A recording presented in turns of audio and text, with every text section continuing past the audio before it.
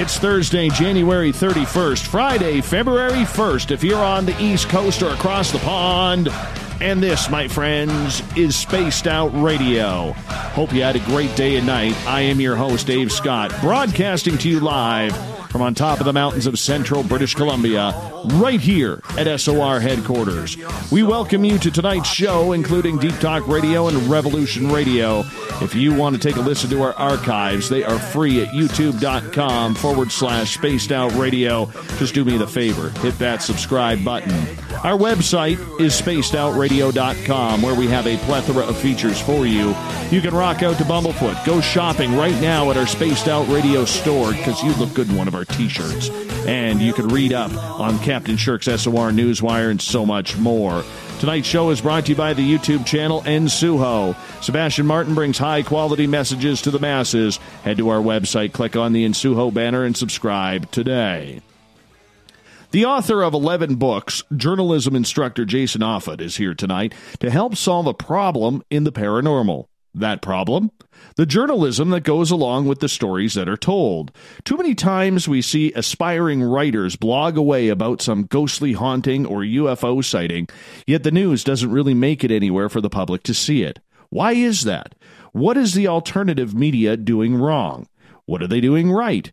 Jason teaches journalism at Northwest Missouri State University and even teaches a paranormal journalism class for those who are interested. His website, jasonoffutt.com. That's 2 F's, 2 T's. Then at the bottom of hour number 3, we have Olaf Phillips from Paranoia Magazine back with the SOR Newswire. Jason Offutt, it's been a while since we've had you on Spaced Out Radio, a couple of years, but we're always glad to welcome old friends back. How you doing, my friend? Hey, Dave, I'm doing great, and this is how long that it's been since I've been on Spaced Out Radio. Is you said 11 books? I've got number 15 coming out in March. Wow, man! And I counted them on your website as 11. You got to update. Wow, the maybe this is what I get for being my own webmaster. Oh, I hear you there, man. That. I hear you there, my friend. Good to have you back on the show. And I remember the last time we had you on, we had a really great discussion about journalism and hauntings and how everything went. We brought you on because you have a couple of haunted books out and paranormal books, but the conversation just really turned to journalism, and I absolutely loved it. But tonight we're focusing on that. So before we get too into it, we know you are a journalism instructor, but you're also into the paranormal as well. How do you combine the two?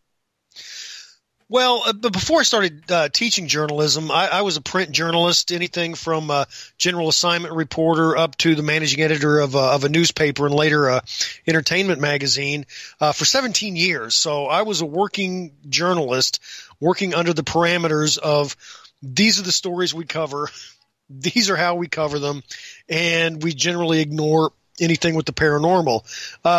So when I went into teaching, I went and got my master's degree and started teaching at the university level. I had time because I have 4 months off in the summer, which is amazing. But I had time to explore my own personal interests, and I just happened to find out that the university was okay with that. And since they were okay with it, I proposed a paranormal journalism class, and yeah, they okayed it. And they not only did that, but myself and 2 professors from the chemistry and physics department, we put in a grant to buy a time machine, and it was okayed.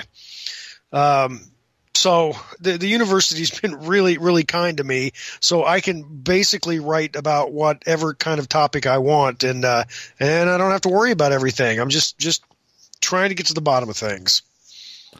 As we all are, trying to get to the bottom of what is going on. Why is it important, or just fun in general, to have a paranormal journalism class? Well, the main thrust of the class is journalism.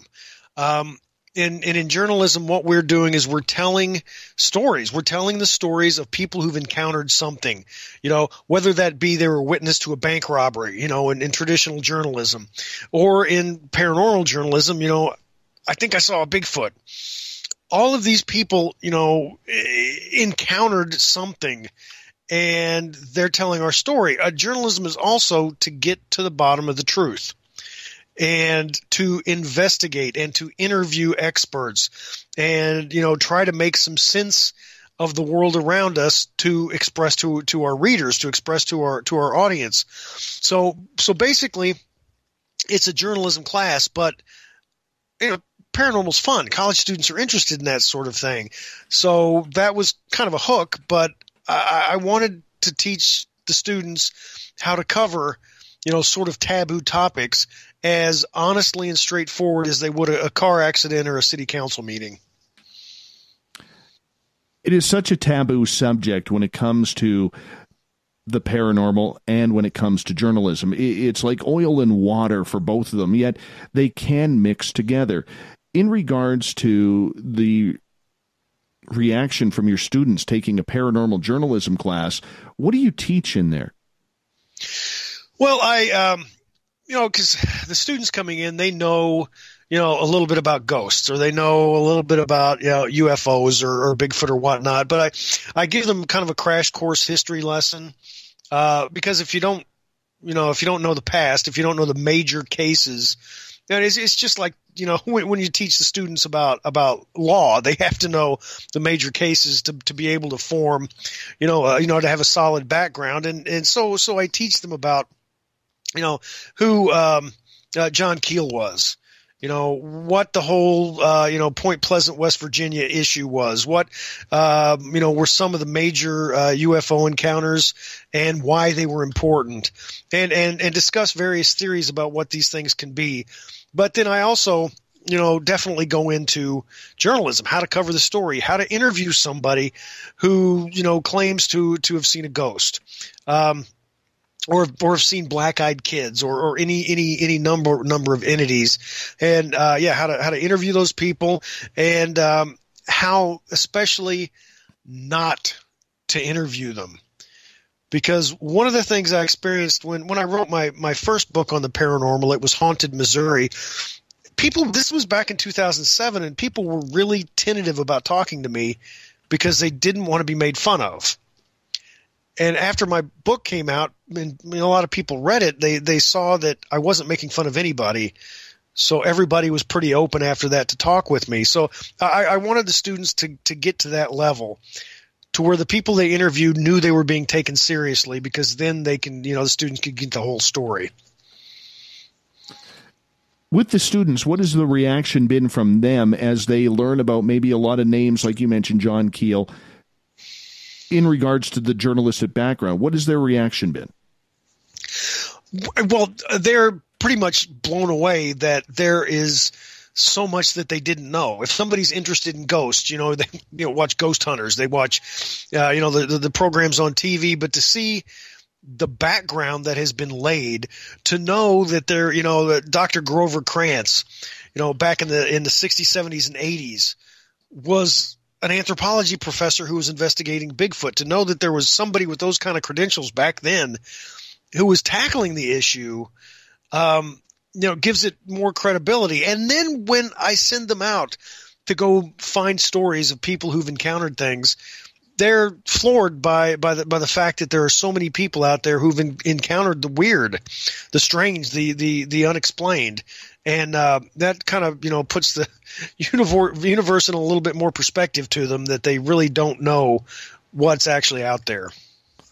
Jason, when you look at all the students, and let's say, how many people take your class, just out of curiosity?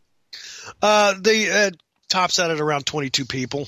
Okay, out of those 22 people, how many of them are rolling their eyes? Maybe they're taking it for something to do before they realize this is a real thing. How many of them have been experiencers themselves, and how many of them actually have a true curiosity of this subject? Okay, now I don't offer this every semester. It's a couple of years in between offerings. But the class has got a reputation, and the very first time I offered it, I had a number of people who, I can't really give you, the number. Maybe it was 5. You might have been more like 7 or 8 of people who took it just because it sounded like it was fun. and they didn't necessarily believe in anything paranormal. They just thought they were going to have a good time. And there were people who never encountered anything, but were generally curious. But then there were also, the rest of the students who had either encountered something personally, or there was a story in their family that had them curious all their lives. And the people who just took it for fun and didn't really think there was anything to the paranormal, they had a big shock when they realized the depth of, of ghosts and Bigfoot and the history of UFOs, and all the different twists and turns. And then when I took them on a field trip to an axe murder house and some of them encountered something, they, started believing a little bit more than they did. Don't you love that when you can convince someone that there is something more out there by that experience? Yeah, well, yes. I mean, I wasn't going to convince anybody. That wasn't my goal. I just want to teach people to be better journalists. And, but when a few of the people were like, I can't believe any of this, and we went to the axe murder house, and something started talking to us that couldn't have been talking to us, and they were like, "Oh crap, this is real." Yeah, that felt pretty good. But it's got to be kind of cool for you because you get to blend two of your loves together, your love of journalism and teaching students how to become professional journalists, as well as your love of the paranormal and being a paranormal author as well. Well, I mean, right. It's all, plus for me. And, since I have my fifth book on the paranormal is coming out in March, it's called Chasing American Monsters. I mean, since I've got those credentials, since that first class, everybody who's taken it has been genuinely interested in the paranormal, and a lot of them have encountered something, or again, had somebody in the family do it, and they've taken it really seriously. So what do you actually go on? I mean, do you go on a lot of road trips to go to haunted areas to see how students would report on it? Because that sounds kind of fun. Well, yes, we do. There are a couple of pretty big local places that we hit. My very first year, we went to the axe murder house in Villisca, Iowa. Right. Which, it's been featured on a number of TV programs. And we were there from about dusk until, I don't know, midnight. We took equipment, and my students that I told them to not do two things. One, don't bring a Ouija board.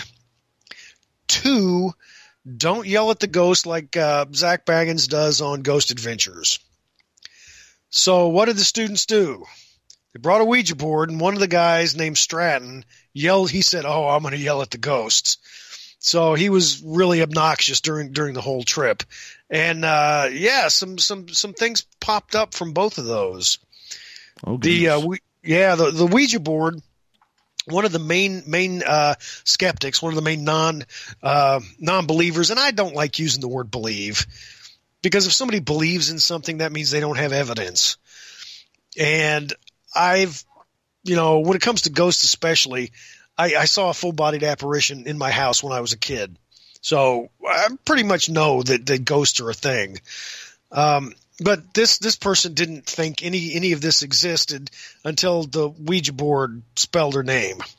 And that seriously freaked her out. The thing that talked to us, one of my students brought a ghost box, or a Frank's box. And I don't believe in gadgets. I really don't. I don't have faith in gadgets. Especially, EMF meters. I mean, what scientists said ghosts produce an electromagnetic field? They don't. Nobody.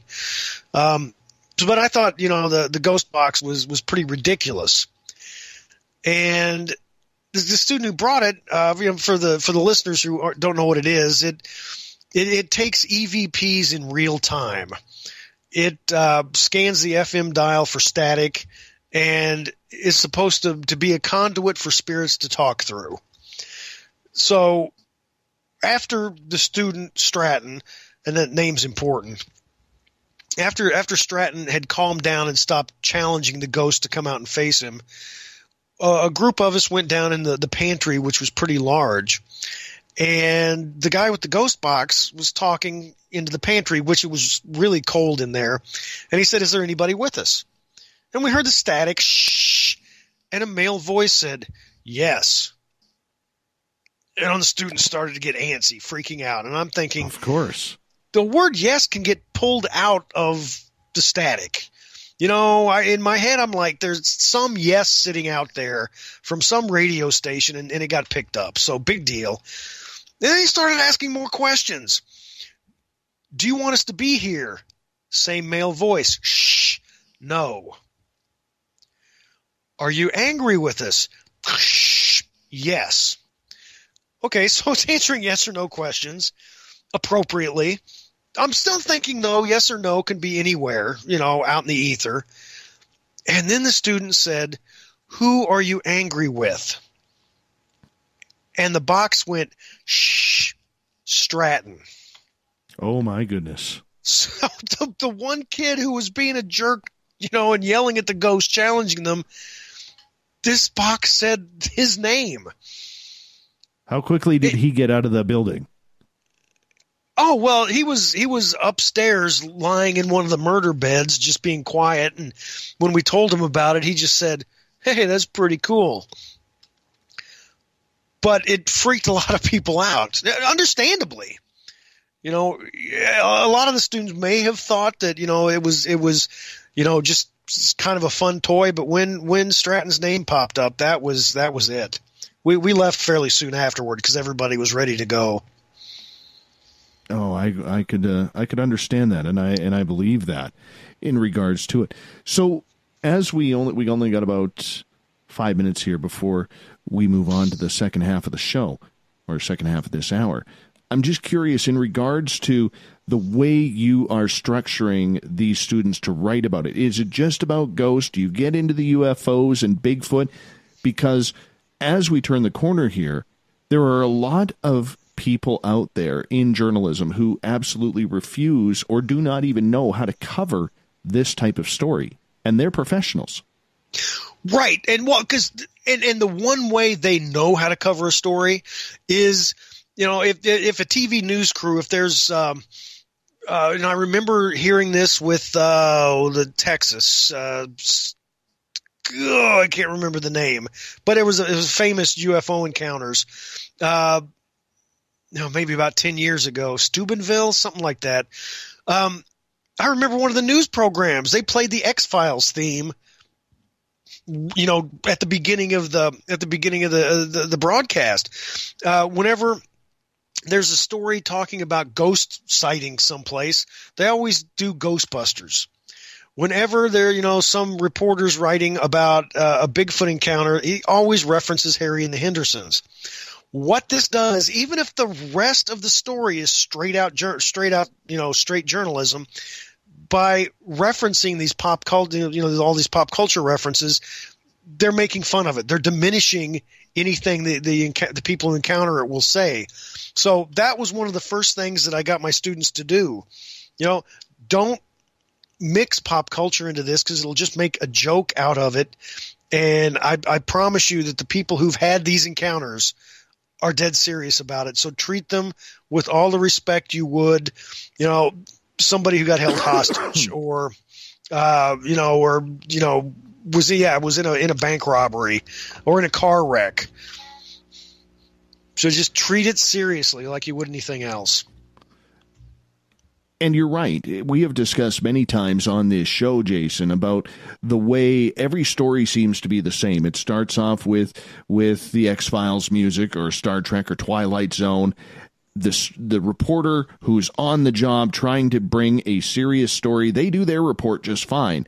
But when they throw back to the anchors, all of a sudden there's that snide comment with a stupid giggle, and then they're off to weather or something along those lines. And it really takes away from the entire story because so many people in this field are tired of these stories being fluff entertainment pieces, which to the experiencer, it was real and life-altering. And we try to capture that, but it never seems to come through. Right. Well, because they're doing, they're making a joke out of it with the pop culture references. So that was one of the first things I wanted to get across to my students was this is serious. It very well could be real. We need to treat it, just as serious as we possibly can. I agree with you. But do you feel that the students got the picture, Jason, that whether they're covering a story about UFOs or whether they are covering politics or a sporting event or a tragic accident in the city, that they all should be covered the same? There should be no real change in alignment. That's one of the things that I was really happy with how the classes that I've had have turned out, is that this didn't even happen by the end of the class. This happened early on in the classes, that the students, yes, they took it seriously, and they treated their subjects, the experiencers with respect, and they treated the topics with respect, and that was my goal. And the students, I mean, they jumped on it. They really took care of it because eventually when they started digging into it, if they hadn't experienced something themselves, they started talking to their grandma or their third grade teacher, somebody they respected, who were like, you know what, when I was a kid, this happened. And they're like, wow, Grandma wouldn't lie to me. Mrs. Jones, my third grade teacher, wouldn't lie to me. Maybe there is something to this, and I'm not going to make fun of, my grandma.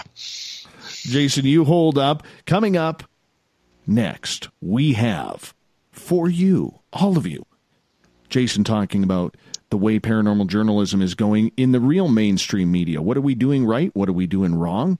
And how should we be covering this? Interesting topic tonight on Spaced Out Radio, paranormal journalism with Jason Offutt. We'll be back.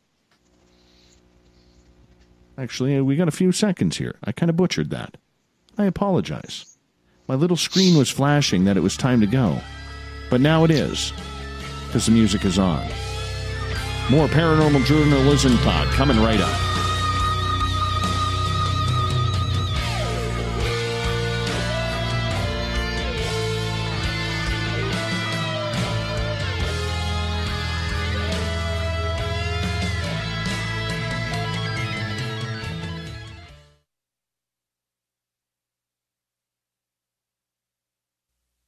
You're listening to Spaced Out Radio Live with Dave Scott on the Deep Talk Radio Network.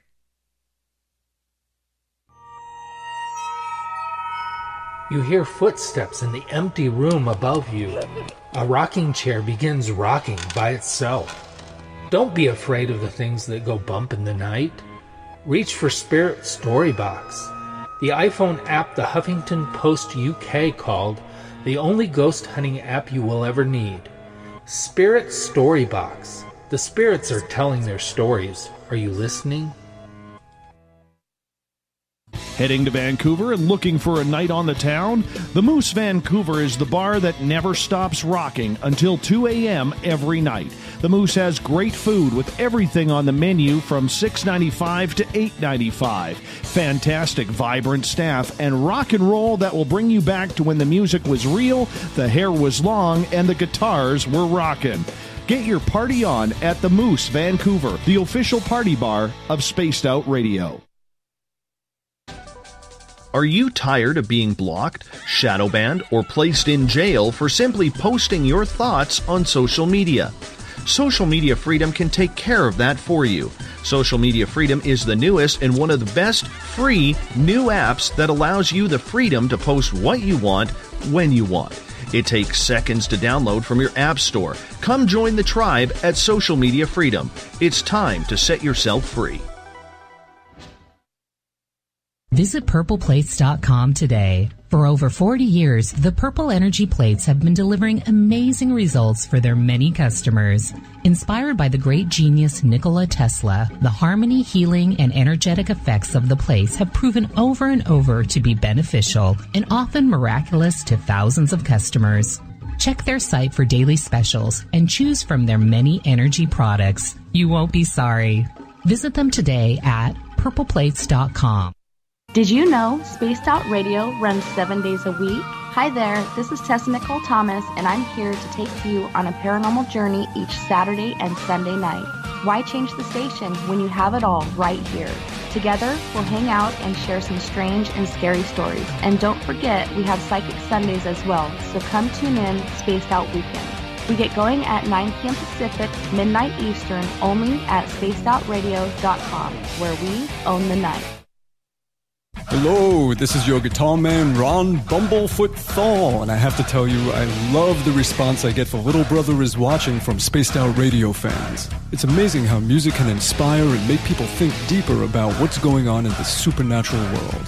You can head over to my website, bumblefoot.com, to check out my music, my guitar workshops, my touring, even check out some of the hot sauces that I'm working on. And make sure you keep on listening, because with Spaced Out Radio, you know Little Brother is watching. So, you love talk radio? Then you'll love TalkStreamLive.com. TalkStream Live is always on, 24/7, with the best streaming talk shows. Find your favorite talkers and discover some new ones. It's free, readily available online or on mobile with any smartphone or tablet. Finding your favorite talk shows all in one place has gotten a whole lot easier. Just go to TalkStreamLive.com. Be sure to download the free apps from Google Play or the iTunes App Store. Are you intrigued by Paranormal Talk Radio? You'll love the new Paranormal Radio app from TalkStream Live. You'll find a great selection of talk shows covering UFOs, ghosts, strange phenomena, and much more. Download the Paranormal Radio app now and start listening to the very best in paranormal talk entertainment, including the network you're listening to right now, the Paranormal Radio app, free in Google Play and the iOS App Store. Coming soon to our website, spacedoutradio.com, is the SOR Space Travelers Club. For just $5 a month, you can get into a private area on our site where you can hang with other listeners in our chat room, post in our forum, and check out a bunch of exclusive content and store that won't be found anywhere else, including a nightly after-show party with Dave. It's going to be the best $5 a month you're going to spend. The SOR Space Travelers, only at spacedoutradio.com. A timepiece is a reflection of who you are, and what better way to show off the real you than with an Escape watch. Escape is a lifestyle brand accessorizing your days and nights. Choose to escape and create the life of discovery that you deserve. Dream, play, unite with your own personalized Escape watch. Head to escapewatches.com. There is no time like the present to enjoy your escape. Use promo code SMF2017 for your 20% discount today. Looking for a place to advertise at a very reasonable cost? Look no further than Spaced Out Radio. SpacedOutRadio.com has an advertising tab that you can click to check out our daily, weekly, and monthly packages to play on the radio, or our website including social media. From commercial spots to banners, we have it all. Check out our competitive pricing today. We're bringing scientific thought to the paranormal. Hi there, this is Spaced Out Radio scientist Chris Cogswell. Join me, Chris Zuger, and Dave Scott the second Wednesday of every month, where we break down the who from the woo when it comes to everything paranormal. We'll investigate and try to bring sensible answers to those straight and sometimes outlandish questions people have. Hey, not everything has an answer, but we'll do our best. Listen in to Reality Paranormal only on Spaced Out Radio. Hi there, this is Geraldine Orozco from San Francisco's Bay Area Meditation. I invite you to join me the first Tuesday of every month with Dave Scott for Spaced Out Radio's The Spiritual You. In this fast-paced world we live in, it's time for you to take some time for you. We'll cover every possible subject from powerful meditation to healing techniques to your own intuition and spirituality. So come join us for The Spiritual You. Hi, George Norrie here. Are you ready for UFO MegaCon, the immersion event? 7 days, 8 nights, 50 new speakers, UFO military witnesses, experiencer groups, skywatches, and so much more. Join me at UFO MegaCon, March 24th through the 30th in Laughlin, Nevada. Truly the one and only new information conference of the year. Now check it out at UFOMegaCon.com. That's UFOMegaCon.com.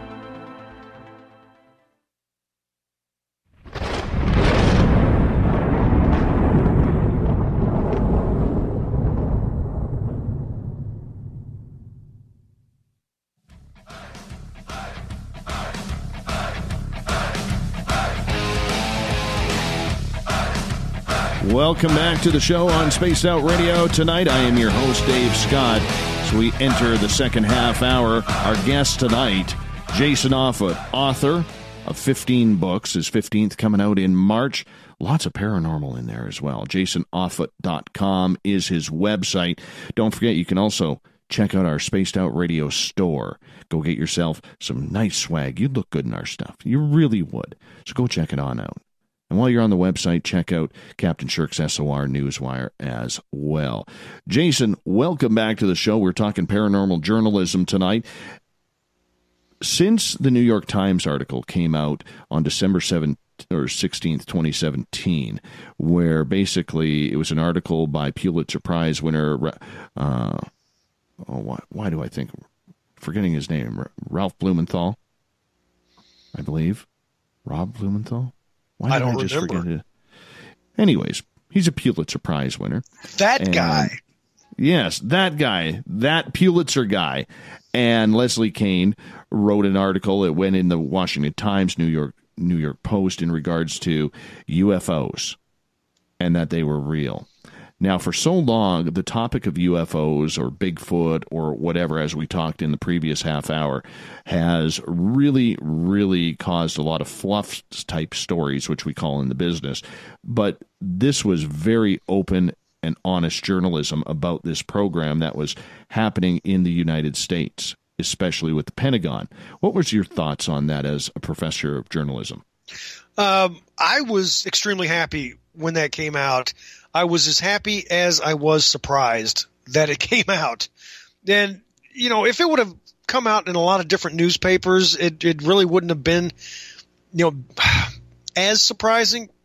But it was the Gray Lady. It was the New York Times that this came out in. And they covered it straight about the, you know, program that the Pentagon was, you know, had been investigating UFOs. And it even talked about, you know, there's one case that the Navy was trying to follow this tic-tac looking flying object, and it couldn't, you know, really couldn't get a beat on it, but it saw it. They saw it, and it was reported that the Navy saw this UFO. The only problem that I have was that it wasn't made nearly, you know, it wasn't as big a deal in the mainstream press after that came out as I think it should have. The paranormal avenues, the paranormal press that you know covers these, as social media and you know, radio shows and podcasts, were all over it, but not a lot of other papers, you know, really jumped on it, which that disappointed me. Me too, in regards to the coverage, but it was nice because for the first time, I felt good for people who were experiencers, people who had been made fun of, because for so long, we as media people had really portrayed the experiencer as someone who works the late shift or the night shift at the local convenience store or gas station, doesn't have a dental plan, makes minimum wage, very low-grade education. We put every type of stereotype on that person who was an experiencer. And we laughed at people. And these people who were doctors, lawyers, construction workers, journalists who had experiences, whatever the case, were now able to get some vindication saying, I told you so, to the people who were wronging them and not believing them, whether it was family, friends, coworkers. There were some people, and we've interviewed a couple of them, who even lost their jobs because of their experiences. So for the people, I could see that it was very, very public and popular. Do you see it that way as well, or do you think that more could have been done about it? Well, I agree with what you're saying, but I also know for a fact that more could have been done with it, because it was just there were a couple of articles, and then the topic was just kind of dropped. And if there's any topic that really needs much more exploration, it's UFOs. It's possible extraterrestrial contact. And even if there's a lot of theories out there, or a lot of hypotheses out there about what could be piloting UFOs, what the UFOs are, whether they be extraterrestrials or something from our own Earth. The term coined has been breakaway civilization. If it's us, we're still so much more to cover. So the New York Times talked about it and then just dropped it. And I would love to see so much more. Well, I had heard that they were trying to get a second story out, and even though that was the biggest selling newspaper in decades for the New York Times, that they refused to write another story or to publish another story on that. But the story was written. Right. And I have no idea if anybody lost their job for putting the story out there. Yeah, that could have happened as well, but it didn't always used to be this way, that topics like this were ignored. Back in 1897, the airship wave, that was covered by newspapers all across the country. And for listeners who might not be familiar with this, back in 1897, there were a lot of encounters throughout the Midwest down to Texas, some in France, some in California, of these Zeppelin-like craft with headlights that would just coast slowly through the air, and sometimes they'd see people waving at them from on board or hearing music playing. And there were, of course, stories written about it. What were these things? We didn't have that technology at that point. Up from that to the Foo Fighters stories, to Kenneth Arnold, to I've got reproductions of the Roswell Daily Record about the crash, and then Bigfoot, the spiritualist movement back in the day. All of these things at different times were covered seriously by newspapers, and then sometime in the 1970s, early 1980s, it just kind of turned into a joke. So what happened between then and now? What do you think happened? We got too sure of ourselves. Science is king. I'm big on science. I don't want anybody to think I'm not looking at things scientifically, because whenever I dig into a paranormal topic for a book that I'm writing or for an article, I want to go with the scientific explanation first, because that's probably right. But when you look at that and there are questions that science can't answer, maybe there's something else there. And we got to the point to where science knows everything, so ghosts and UFOs and Bigfoot are just hokey. They can't be real because science hasn't proven them, and that's when it turned into a joke. And the funny thing is, that's the impression we get across the country. But working at a university, I know a lot of scientists personally who believe in ghosts, who are sure that there are UFOs out there, and are sure that Bigfoot's out there. So the public perception compared to what people actually think are two different things. But it's the public perception that that's coloring the news coverage. What did you think of the To the Stars Academy when they came out and went public? First off, holding a press conference where there was no press involved, that was just streamed on social media. There was nobody to ask questions to the group. And then from there, the way that they have dodged a lot of the alternative and print media out there and focused on the bigger names out there. For instance, CNN, Fox News, and whether you like both of them or not, it was very impressive to watch them cover the UFO stories the way they should be covered, rather than with that joking affirmation to take all of the credibility of the story away. But there seems to be some sort of quality control going on to control a narrative. Have you looked into that?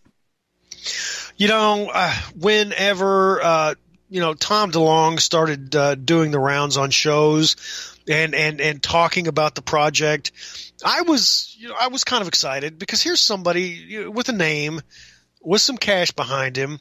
The way he was talking, it sounded like he had some authority figures behind him who had been with the government and who would know something.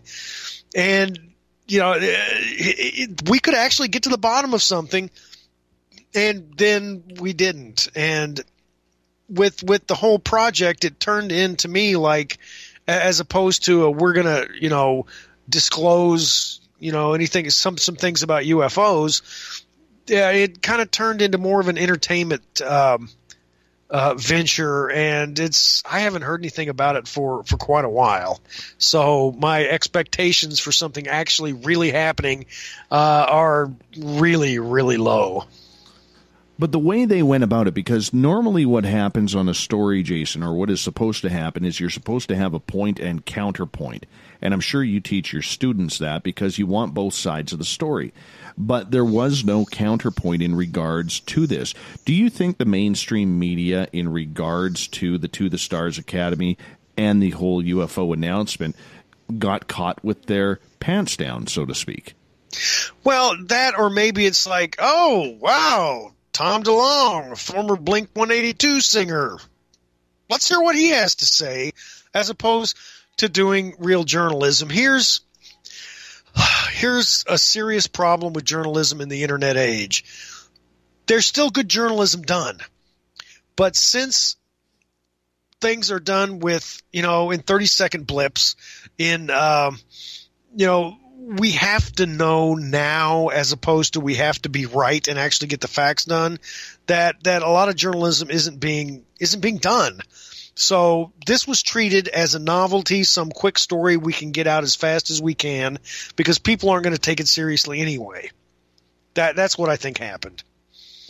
You don't think that the To the Stars, because I might disagree with you here, that they are trying to control the narrative, because they are controlling who and where they go on. I'll give you an example. This show here, and I know 2 other shows in the same boat, have put in media requests and been waiting for over a year for a response and have not received any. Right, and I've heard a few other shows who've said the same thing, that they have tried to get the To the Stars on, and it's been an equal amount of time, and they've just not gotten them on. That tells me that they probably don't have anything, honestly. The whole controlling the narrative, if they actually had this information and really wanted the world to know, they would go on everything. They wouldn't be selective. Because why? If I had the answer to the UFO enigma, I would be on as many things as I possibly could. What about the ignorance of it? Knowing that A, the media is ignorant to the story, B, the mainstream public is pretty ignorant to the story for the most part. Could ignorance have been a factor in that? Because you were able to control a narrative if you have an ignorant audience and media membership. Yes, but have they had any press lately? Have they said anything? And yes, controlling the narrative. That's why I don't mean to get political either, but that's why President Trump continues to tweet all sorts of things, because he's trying to control the narrative. He's trying to force the media into covering what he wants to say. He's agenda setting. He's setting what he wants. And yeah, that's what they're trying to do as well. It's not effective, and it makes me, one, lose interest, and two, question their sincerity. But if you buy into all the conspiracies that are out there regarding UFOs, whether it's aliens like Valiant Thor and J-Rod, comparatively to UFOs being at Area 51 and Area 52 and Wright-Patterson and wherever they may be, there is a lot of people who believe out there, and I have to admit, I'm one of them, who believe that there are a bunch of stories out there that no matter what happens, even if there is some sort of disclosure, that there are stories out there that any government, but namely the United States government, does not want out there. They don't want people to know a lot of these stories. It could be very effective for what they're doing. Right. There was a report done, was it in the 50s or 60s? I can't remember the name right off the top of my head. But it was an analysis on if the government, if we've discovered that UFOs, that extraterrestrials existed, should the government tell the people? And the report came out with, no, we shouldn't, because it would cause too many problems. It would cause religious problems. It would tear down borders of countries, because we would all of a sudden become one people as opposed to Americans and Canadians and Russians and Brazilians, because we would all be humans. So it would cause all sorts of political and religious and societal turmoil. So if the government knows something, which I suspect they do, if the government knows something about UFOs, that's probably why they're still, keeping things quiet. It's the same reason that, when Gutenberg developed his movable type press back in 1458 or something like that, and was able to make printing faster and being able to get copies of the Bible out to the masses, the government didn't want it. The royalty didn't want it. The crown said no. The church said no, because if we give all this information to the peasants will get smart, and the peasants will see that we've been lying to them. Maybe that's the same with the government. They've been lying. The United States government has lied to its the people of the United States forever. Some pretty horrendous ones. And I think this is just another one that UFOs don't exist. Because, there's plenty of evidence out there that they do. Wow, I just rambled on quite a while. Sorry about that. No, I thought that was pretty decent. I thought that was pretty decent. But and that's the point, though, exactly what you said. Here's the thing. If you have, and we've brought up this example, and it's completely hypothetical, but let's just say you are somebody who's been abducted, and you find out that the government of the United States, let's say, has a list of everybody who's been abducted in the country, and your name's on that. That would cause a lot of political strife. That could bring down a government. It could. But what happens when the government, what happens when we finally find out? Because, given all of the evidence of UFO sightings, of personal encounters that people have had, I really think just because of the sheer number, there has to be something to it. So what happens when the government comes out and said, oh, yeah, we've known about this since 1947, guys. Sorry about that. What does that do with the government? When the Pentagon Papers, when that case happened here in the United States, when the American public and when journalism was doing its job and found out that the American public that the American government was lying about the American death toll in the Vietnam War, I mean, that was, a huge outrage, as it should have been. But if we've been lied to for, 60-some years, 70 years, however long it's been, I mean, how ticked off is everybody going to be? It's going to be terrible. I mean, I remember a number of years ago, a former Canadian cabinet minister came out and said that, we've known about UFOs. I can't remember the guy's name. Paul Hillier, yeah. Yeah. That guy had an important government position. I believed that guy. Why would he be able to lie about this? And that wasn't really covered by the American press. But what would happen if Colin Powell came out and said, "Yeah, we know about UFOs"? I think that would be devastating to the government. Well, and that's the point. And that also gets, as we, start to wrap things up here in hour number 1, that really gets to the point of, if you look at the To the Stars Academy with all of the high-level top-secret spooks that they have on their team, obviously they're waving the American flag, except it has a black stripes on it for the black operations on it, right? Instead of, red, white, and blue, we're red, white, and blue, and black. Because we got to be careful. And that's how you control the narrative. Because let's face it, if you control the media, you definitely have control of the voice and the information that goes out. And I think that's what's dangerous, Jason. Jason, I'm going to get you to hold on. Coming up after the break, we are going to continue with this talk about To the Stars. Controlling the narrative, paranormal journalism. Jason Offutt is our guest tonight. His website, jasonoffutt.com. That's 2 F's, 2 T's. Go check it out. Pick up one of his 15 books. Time for you to do so. He's a hell of an author. Go get him.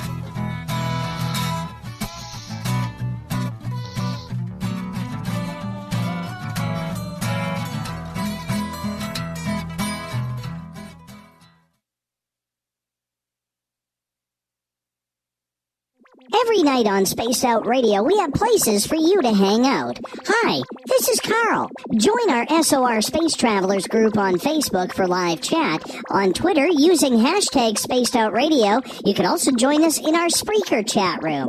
Check us out on Instagram at Dave Scott SOR. All of our archives are free on YouTube at Spaced Out Radio. By the way, I'll be watching you at your window until you do. Bye!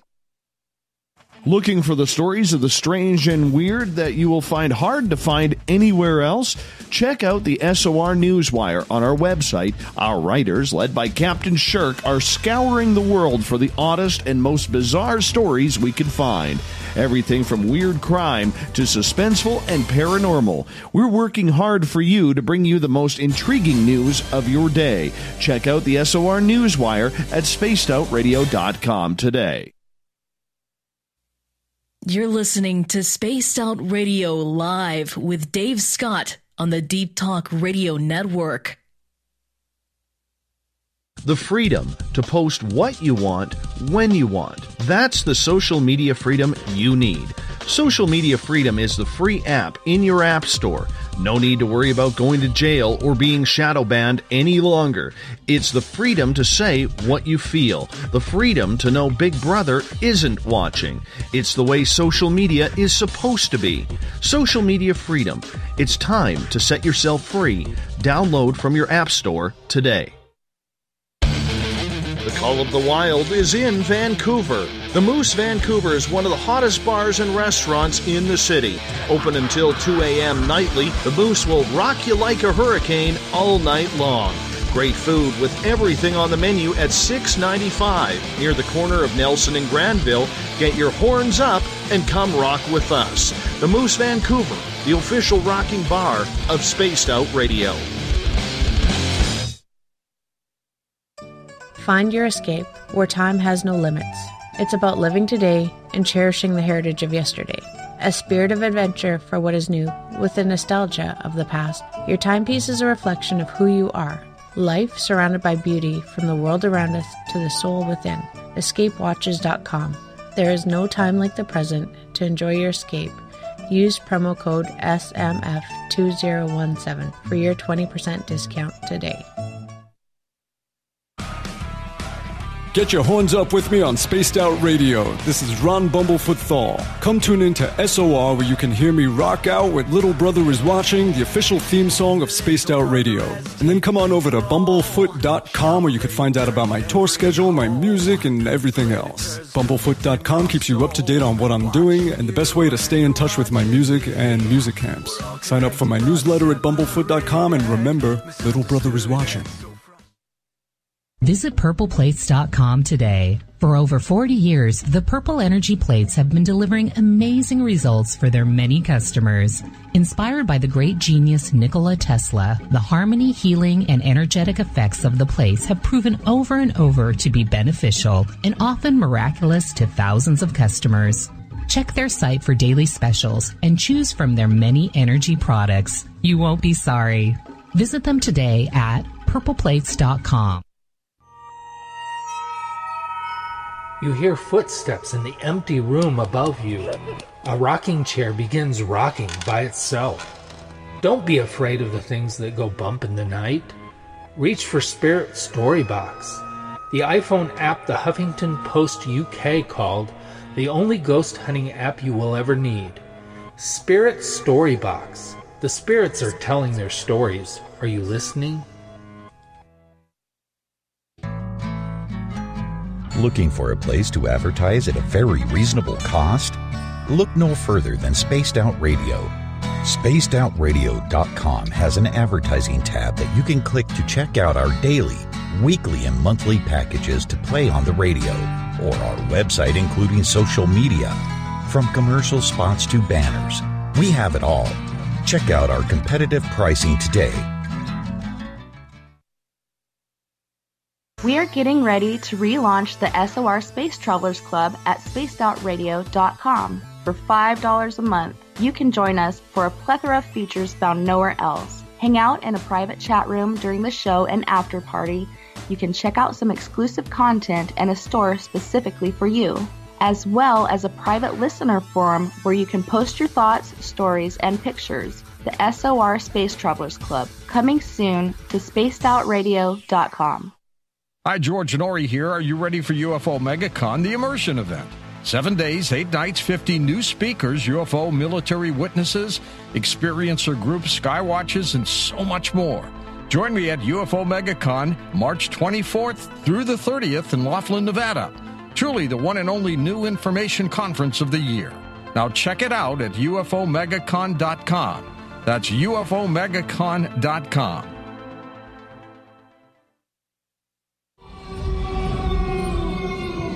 Hey, this is Canadian Paranormal Investigator Mike Moore. The third Wednesday of every month, I'll be teaming up with Dave Scott to bring you Ghosts of the Great White North. Each month, we will bring on guests from across Canada to discuss their ghostly encounters. Canada is a paranormal hotbed with stories you've never heard, so we're going to bring them to you. So get comfy on your Chesterfield, grab a donut, and join us, eh? You know, it's hard being the bad man of ufology, but that's just the way that I like it. This is Chris George Zuger, and I'll be hanging out with Dave Scott and SOR scientist Chris Cogswell for Reality Paranormal, the second Wednesday of every month. And our job is to break it down and come to conclusions as to what is really going on in the supernatural world. I'd love for you to join us right here on Spaced Out Radio.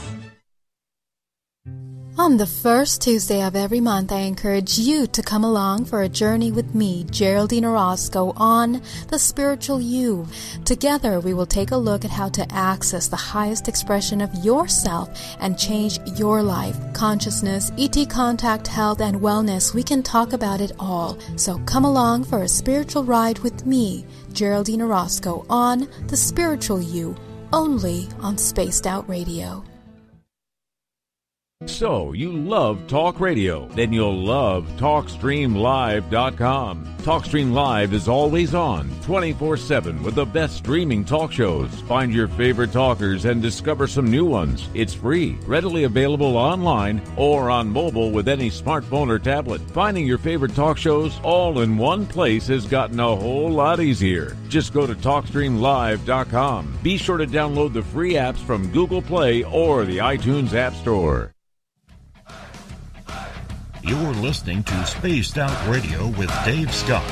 Follow Dave on Twitter at Spaced Out Radio and on Facebook, Spaced Out Radio Show. Welcome back to hour number 2 of Spaced Out Radio. Tonight, I am your host, Dave Scott. Great to have all of you with us. Tomorrow night on the show, our Keith Andrews is feeling good, feeling healthy. He is back with the ET Connection starting at 9:06 Pacific, 12:06 a.m. at spacedoutradio.com. Hi to everyone listening in and all of you, wherever you may be, listening in around the world and on Deep Talk Radio and Revolution Radio. Good to have you with us. Don't forget, you can check out all of our archives for free at youtube.com/Spaced Out Radio. Just do old Davey the favor, hit that subscribe button. The Desert Clam has set the password for tonight in the SOR Space Travelers Club. Oh, wow. Xenodoctyonology? I have no idea.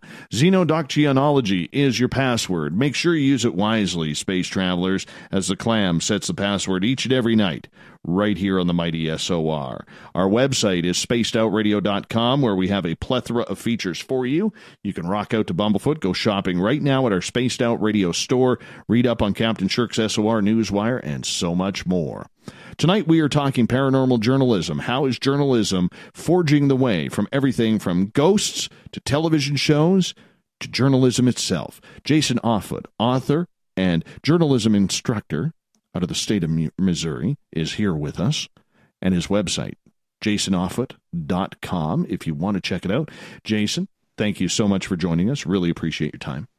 Hey, I've been having a great time. I really appreciate you having me back on the show. Oh, we love having you here, man. Love having you here. Now, right before the break, we were talking about To the Stars Academy and UFOs and controlling the narrative and everything like that. Where did the media get it right with this story, and where do you think they got it wrong?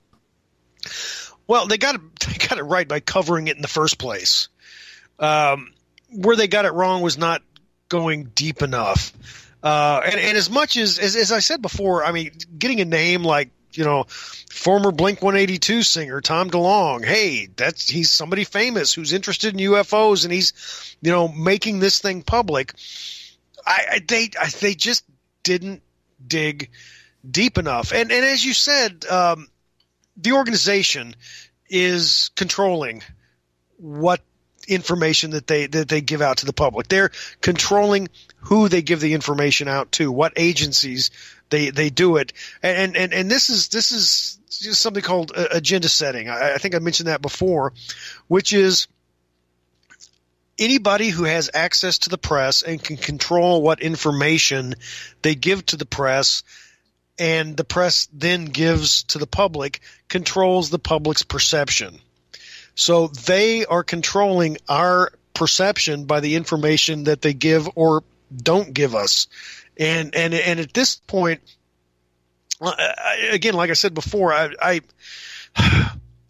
don't have nearly as much faith in them as I did when they first announced, because of the amount of information that they haven't given out. It's pretty disappointing. What are you expecting as a journalist? Because part of that is follow-up, but due to a lot of social media and it being a 24-hour news cycle now, the follow-up doesn't seem as important as it used to. Right, and that's a big problem that journalism has had for a while is the follow-up, because they're always on to the next big story.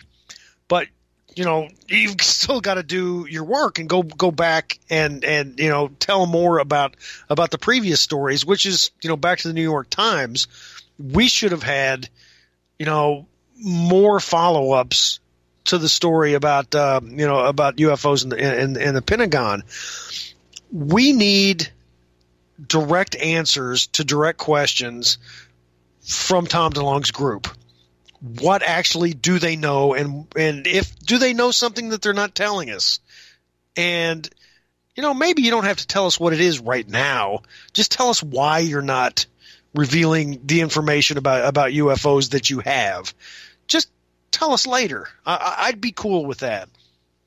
Some people will say they are, because every story goes through George Knapp of KLAS Channel 8 television in Vegas. And I really I've followed George Knapp, and I've got a lot of respect for George Knapp. Me too. I just this isn't something to sit on. And if it is something to sit on, I want to know why. And we're not getting the why. What is that why in your opinion? Why aren't you telling us? To me, that's why. Is the government controlling what the group is not telling us? Are they telling them? There are a lot of high up. You're right. There are a lot of spooks involved with the organization. Are they controlling it? Why are the facts not being spread out? That's the problem I have, because in journalism we tell stories, again, like I said, and this is something being left out. I want the whole story. And any agency or organization that is not telling the whole story, may call me paranoid, but they have something to hide. Maybe in this case they don't have anything to tell us. That's what they're hiding. Okay, but to play devil's advocate, you know how newsrooms work. And one of the things that I've been very strong on, and this will lead to the question, but I'm going to ask you this first. One of the things I've been very strong on in discussing this with our audience and trying to educate them as well is the fact that there is this rumor going around that every newsroom in the United States, Canada, wherever it may be, has some sort of government official working in that newsroom saying what can and cannot go to press or go to air. What's your thoughts on that rumor? Well, I would really hope the hell not. That would be a serious violation of, the First Amendment to our Constitution. The government should have no business in our newsroom, and there's been, just tons of examples here in the U.S. where that's not the case, where the government has asked journalists not to cover something because it would be a problem. It would unveil information that the government doesn't want leaked. The one that comes to my head is the New York Times did a story back when the Department of Homeland Security was first organized, and the story was on the techniques they used to investigate possible terrorists. And the techniques they'd used, they'd actually busted some terrorist cells and, stopped some bombings. So the techniques they were using worked, but the New York Times found out what those techniques were and we're going to put a story out. Well, in order to do a story, they had to get a hold of the department and say, we're doing this story. What kind of comments do you have?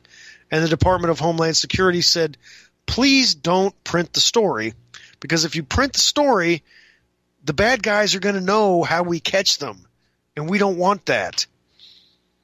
And the New York Times printed the story anyway, as they should have. But that's an example of the government not being able to control what the media says. But you also have to look at, Jason, the idea that it's also not the job of the media, and unfortunately it's swayed this way the last 20, 25 years, to take political sides. And we see that, not to get into politics or anything, but we do see that, especially the political battle between Fox News and CNN. Right. And that is a huge problem that I have. The local media is less of a problem. The local medias in smaller towns across the United States are less politically biased. They probably do the least biased journalism in the country. When it gets to be the bigger entities, they do show political bias, and there have been plenty of studies done showing how they've done political bias. And Fox News and not so much CNN, but MSNBC are pretty blatant about it, which is embarrassing because I don't trust either of their news coverages because of the bias. So even if President Trump came out and said, UFOs exist, and I'm having tea with Zarquan from the Beta Reticuli system, would somebody cover that? Oh, they would think it's completely fake. Probably. I mean, you look at the amount of power people who have come out, whether it's John Podesta, whether it's Hillary Clinton's and Bill Clinton's love affair for UFOs.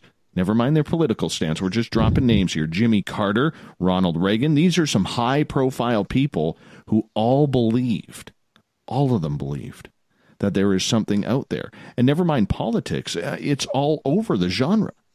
And yet, here we are. We're still saying, show me proof, show me proof. Even though some high-profile people have come out and said, here it is. Robert Bigelow from Bigelow Aerospace on 60 Minutes in May of 2017 saying, yeah, of course they're here. You don't have to travel to outer space to see UFOs and aliens. They're already here. The public doesn't know what I know. That's pretty high profile. That is. I completely agree with that. And here's the problem with the whole the disclosure movement and anything to do with UFOs, anything to do with Bigfoot. If I can throw the big hairy fellow in there, what we need, independent of some government organization, what we need is for a UFO to crash in plain sight, and the press to swarm it. What we need is for some logging truck to hit a Bigfoot, and take it to the local TV station, so we could have proof right here in front of the entire world that, look at this actually exists. As soon as something goes through, as soon as we're relying on a government agency to tell us anything, it's tainted. I understand that, but you take Robert Bigelow, and let's just use him as an example because, number one, he's very familiar with our audience, or pardon me, my audience is very familiar with his name, I should say. You take him, billionaire, playboy, trying to win the private space race along with Elon Musk and Richard Branson. Everybody knows he's got a big alien head on his building.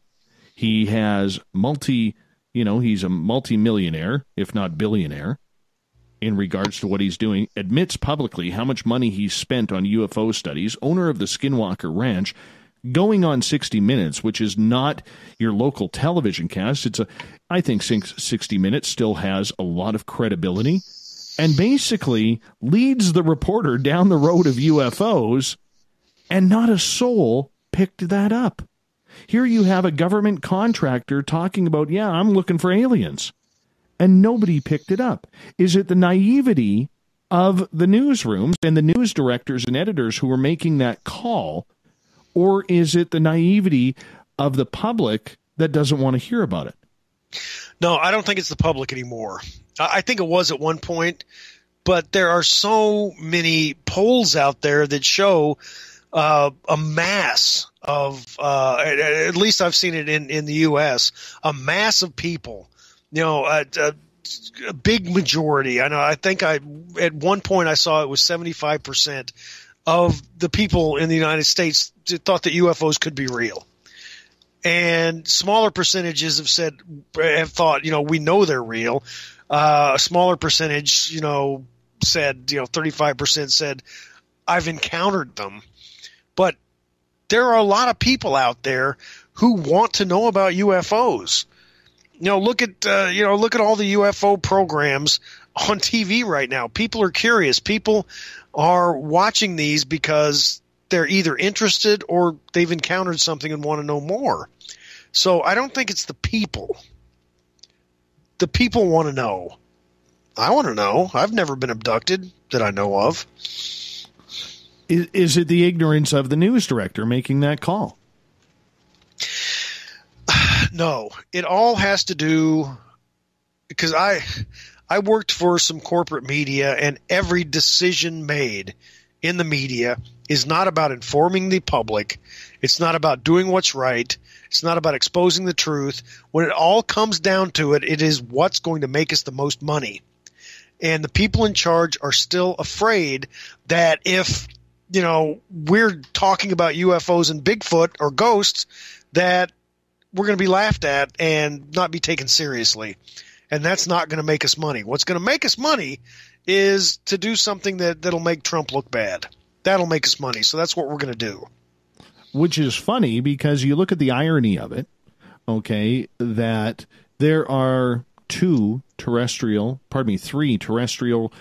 programs on multiple networks of paranormal radio shows, the lead being Coast to Coast AM. Then you have Clyde Lewis, who's also belonging to Premier Radio Networks. And then you have Jason Hawes's show, Beyond Reality Radio. The rest really aren't getting any terrestrial play.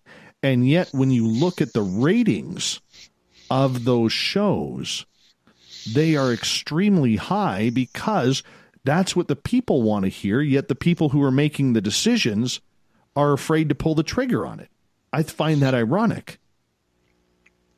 Right, yeah, so do I, but it's the dollar. What's going to make us money? And if we start, saying crazy things, people are going to turn to somewhere else to get their information. I don't agree with that logic, because if we are the news agency that breaks the story, that brings to the public, that brings to the world that we're being visited by extraterrestrials from, whatever star system, they're going to be known throughout history as these are the people who broke the story. Well, you look at George Knapp, to bring him up again. I mean, with the Bob Lazar story, 30 years later, that's what everybody knows him for, and it made his career. Right. Yeah, that and Skinwalker Ranch. He did work on that. Yeah, absolutely. And you know what? I have no idea what other, types of journalism he's done, but he's got to have done a lot of solid stuff, and he's still on TV. I think that's also a story, though, getting to the Bob Lazar story. That's also a story for those who may not believe the Bob Lazar story and think it's fake. But you just don't walk into your news director's office when it comes to one of these topics and say, hey, I want to do a story about a guy who's claiming that he worked on UFOs over at Area 51. That's just not going to fly. Yeah, but, when it comes... It also comes with experience and your past performance. And George Knapp is a good journalist. And you'd have to know that, before he came up with to his news director and said, I have this story I want to do, he had done so much solid journalism before that. Yes. The news director said, probably said, I'm going to take a chance on this because I trust you. And then he came up with that. Well, the way I put it on this show for our listeners was if George probably went up to his news director and said, hey, what do you think about this? And probably said, no, who are your sources? And then he would have had to have confirmed the sources to say, this is how I got the story, keeping the sources obviously private because in this type of genre, I know for a fact because that happened to me when I worked in a newsroom. I was breaking a story, and my boss wanted to know who's telling you that, just to make sure that we're getting proper confirmation. And now you look at it, it's the biggest story that George Knapp has ever told. Right, and again, it comes down to trust. And Knapp's solid; he's more than solid. But you can't base all journalists, especially the ones who delve in the paranormal, on how good Knapp is. Because Linda Moulton Howe got an Emmy for what she did. She was a solid journalist at one point. And have you listened to her work now? She's really kind of gone off the deep end. we're talking about the paranormal, and I'm saying the deep end. What am I talking about? Yeah, that's irony. Yeah, but I mean, I have an issue with a lot of people who deal with the paranormal, who have done something that has been outstanding, and then they're kind of done with it, and they're kind of looking for the next thing to do, and they never quite get it.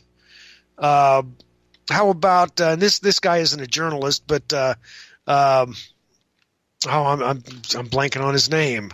The Monuments of Mars. Oh goodness. The Face on Mars. Richard Hoagland. Richard Hoagland, yeah. When he first started, I mean, the stuff he did was I thought really good. The whole Monuments of Mars book, the work he did on that, I thought was terrific. And since then, every picture that comes back that he posts on the moon or Mars or any place else, he's like, this is a skeleton, this is a skull, this is a piece of machinery, and I'm looking at it going, those are rocks. You're breaking some people's hearts right now. I know. People's hearts. God, I know I am, but I shouldn't have gone off on that. Sorry. Come on, wild speculation in journalism? Go figure. Yeah, go figure. Go figure. I'm sorry. I'm just into facts. I just want the facts. Oh, my Twitter crowd is definitely not going to appreciate somebody who is trying to bring real facts rather than any type of woo to the table. Yeah. Yeah, but that's exactly what I want to see, and that's what we need, and we're having brought that up. One of the other problems that paranormal topics have when it comes to news coverage is the fact that there are hoaxsters out there. There are people who say, this happened to me, and they show the video, and it's a joke. That video is so fake, it's not funny. Or, the whole Tom Biscardi and the Bigfoot in the freezer a number of years ago. Yes. Do you remember that? Yes, or certain people who say street lamps are UFOs. I mean, it does happen. It happens, and that just the frustrating part about that is that it brings everybody else down. It brings all of the people saying, I saw this, I encountered this, I used to work for the government, and I know that this is a fact. It puts them in the same category as the Bigfoot in the freezer or the street lamp UFO in the public's eye. And my friend, you hold on here, as coming up next, we are going to talk with Jason about paranormal journalism again, but this time part 2. How should we be covering these stories? What about the alternative media? Should people just write with their blogs? And what about self-titling? Stay tuned. We'll be right back.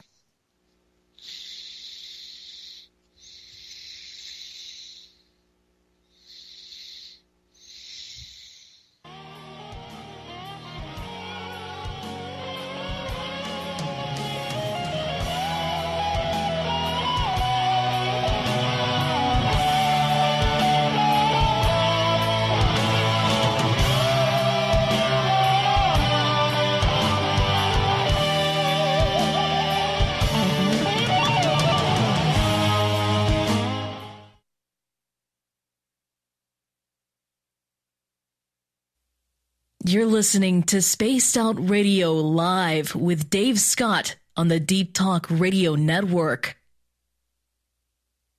A timepiece is a reflection of who you are, and what better way to show off the real you than with an Escape watch? Escape is a lifestyle brand accessorizing your days and nights. Choose to escape and create the life of discovery that you deserve. Dream, play, unite with your own personalized Escape watch.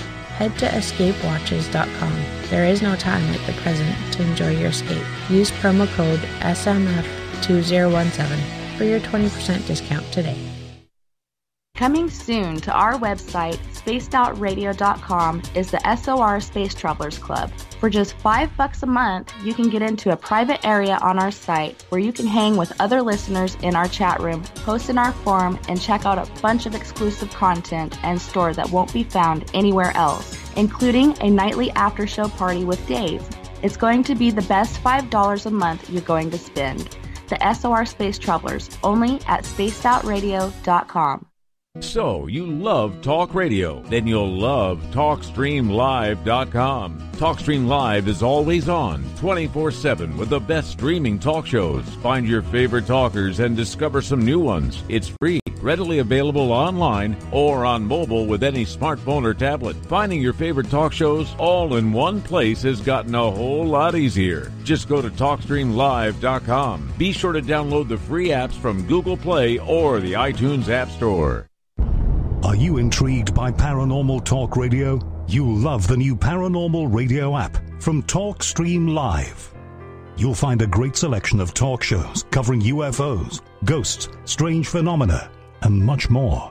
Download the Paranormal Radio app now and start listening to the very best in paranormal talk entertainment, including the network you're listening to right now, the Paranormal Radio app, free in Google Play and the iOS App Store. Are you tired of being blocked, shadow banned, or placed in jail for simply posting your thoughts on social media? Social Media Freedom can take care of that for you.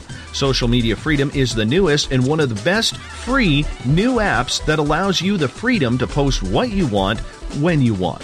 It takes seconds to download from your app store. Come join the tribe at Social Media Freedom. It's time to set yourself free. Heading to Vancouver and looking for a night on the town? The Moose Vancouver is the bar that never stops rocking until 2 a.m. every night.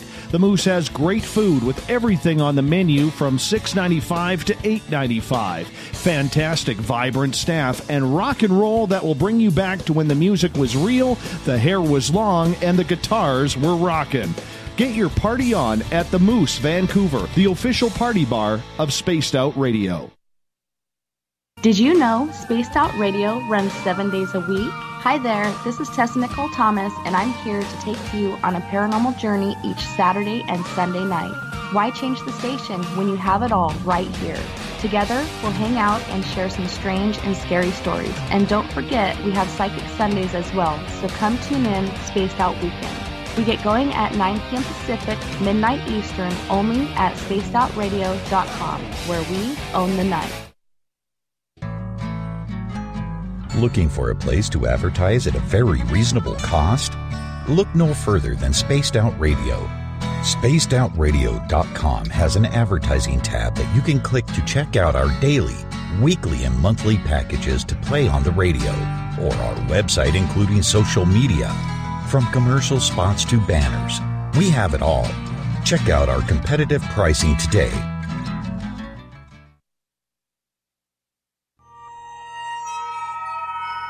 You hear footsteps in the empty room above you. A rocking chair begins rocking by itself. Don't be afraid of the things that go bump in the night. Reach for Spirit Storybox, the iPhone app the Huffington Post UK called the only ghost hunting app you will ever need. Spirit Storybox. The spirits are telling their stories. Are you listening? We're bringing scientific thought to the paranormal. Hi there, this is Spaced Out Radio scientist Chris Cogswell. Join me, Chris Zuger, and Dave Scott the second Wednesday of every month, where we break down the who from the woo when it comes to everything paranormal. We'll investigate and try to bring sensible answers to those straight and sometimes outlandish questions people have. Hey, not everything has an answer, but we'll do our best. Listen in to Reality Paranormal only on Spaced Out Radio. Hi, George Norrie here. Are you ready for UFO MegaCon, the immersion event?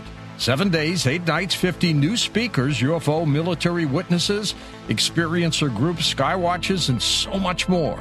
Join me at UFO MegaCon, March 24th through the 30th in Laughlin, Nevada. Truly the one and only new information conference of the year. Now check it out at UFOMegaCon.com. That's UFOMegaCon.com. Hi there, this is Geraldine Orozco from San Francisco's Bay Area Meditation. I invite you to join me the first Tuesday of every month with Dave Scott for Spaced Out Radio's The Spiritual You. In this fast-paced world we live in, it's time for you to take some time for you. We'll cover every possible subject from powerful meditation to healing techniques to your own intuition and spirituality. So come join us for The Spiritual You. Visit purpleplates.com today. For over 40 years, the Purple Energy Plates have been delivering amazing results for their many customers. Inspired by the great genius Nikola Tesla, the harmony, healing, and energetic effects of the plates have proven over and over to be beneficial and often miraculous to thousands of customers. Check their site for daily specials and choose from their many energy products. You won't be sorry. Visit them today at purpleplates.com.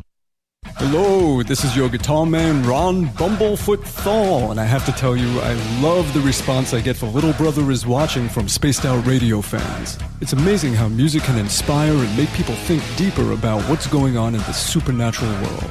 You can head over to my website, bumblefoot.com, to check out my music, my guitar workshops, my touring, even check out some of the hot sauces that I'm working on. And make sure you keep on listening, because with Spaced Out Radio, you know Little Brother is watching.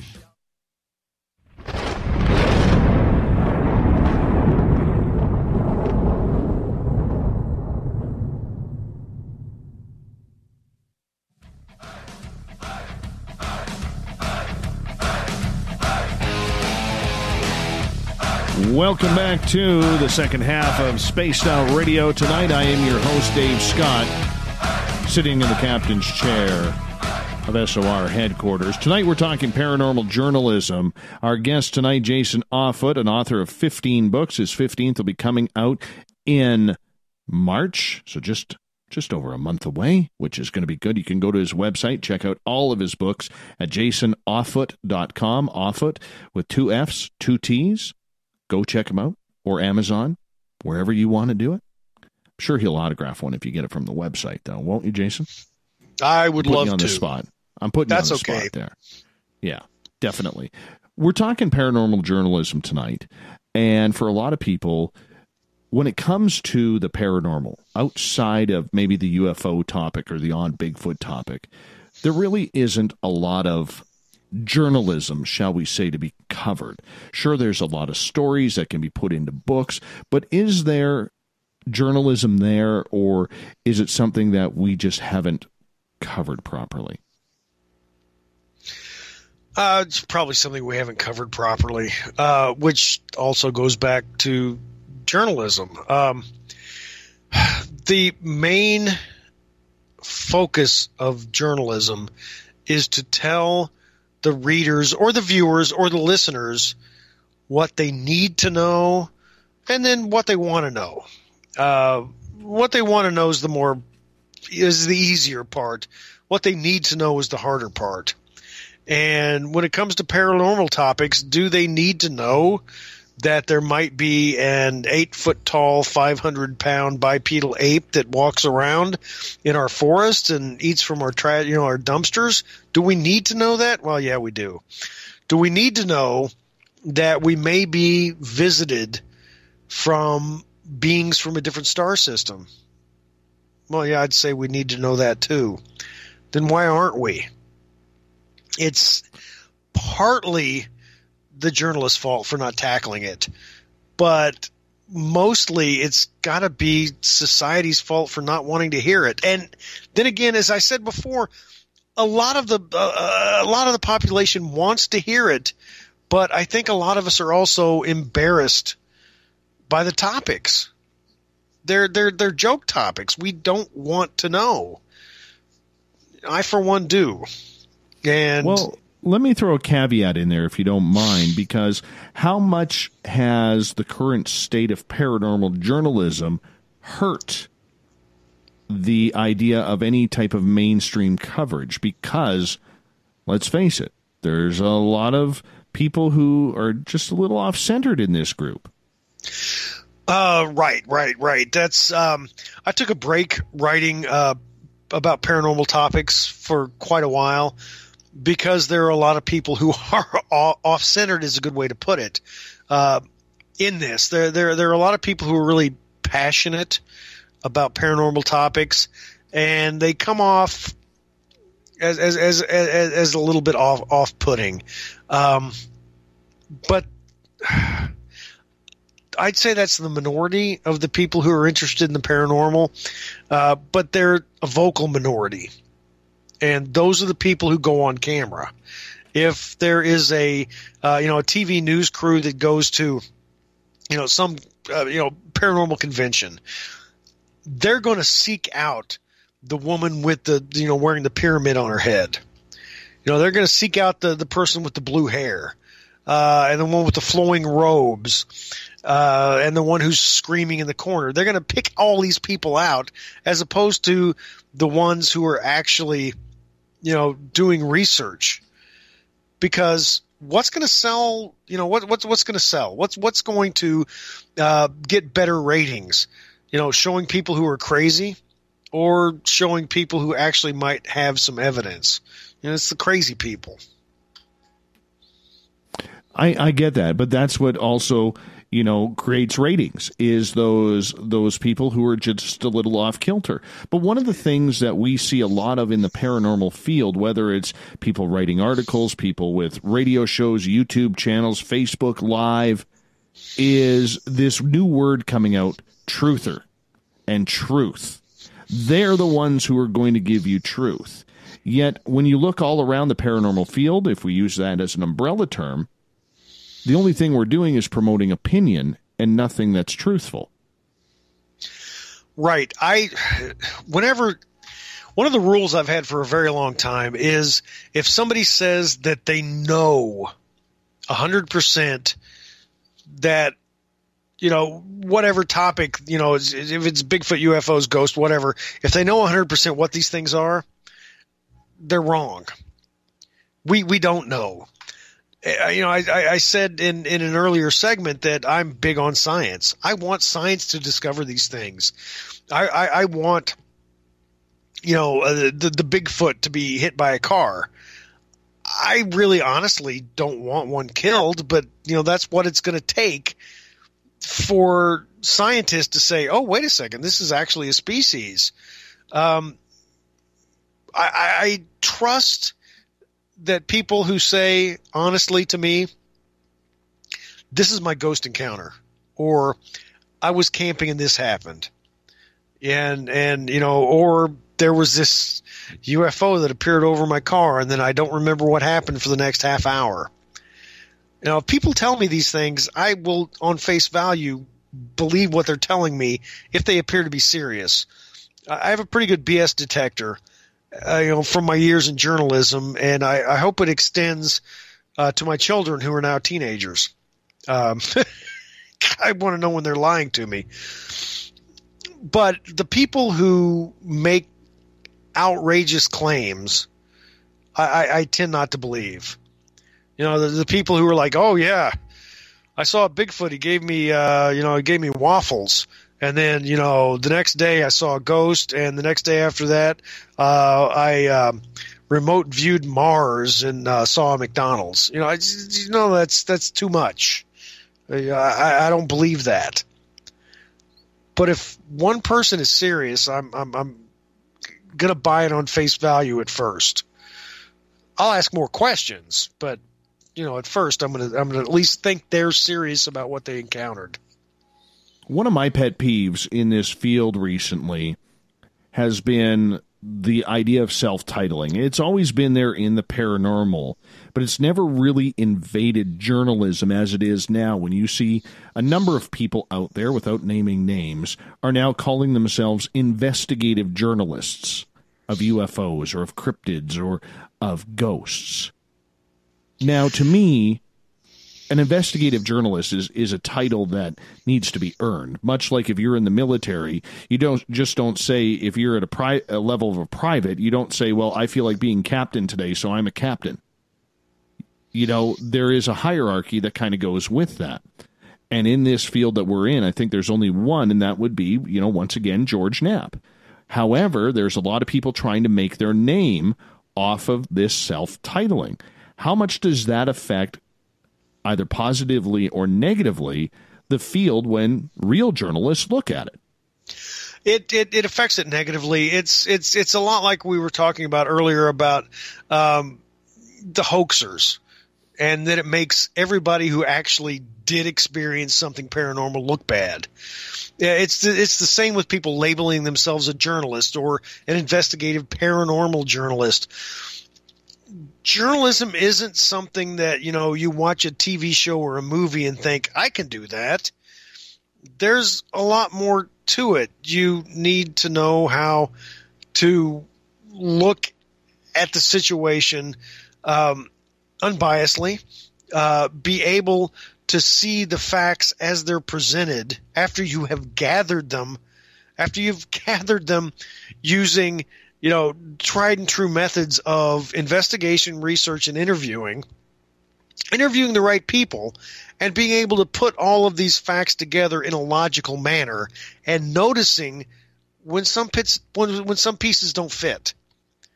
You've got to be kind of like a detective when you're a journalist. And if you haven't studied and practiced how to do that, you're just somebody, poking on a typewriter, or poking on a keyboard.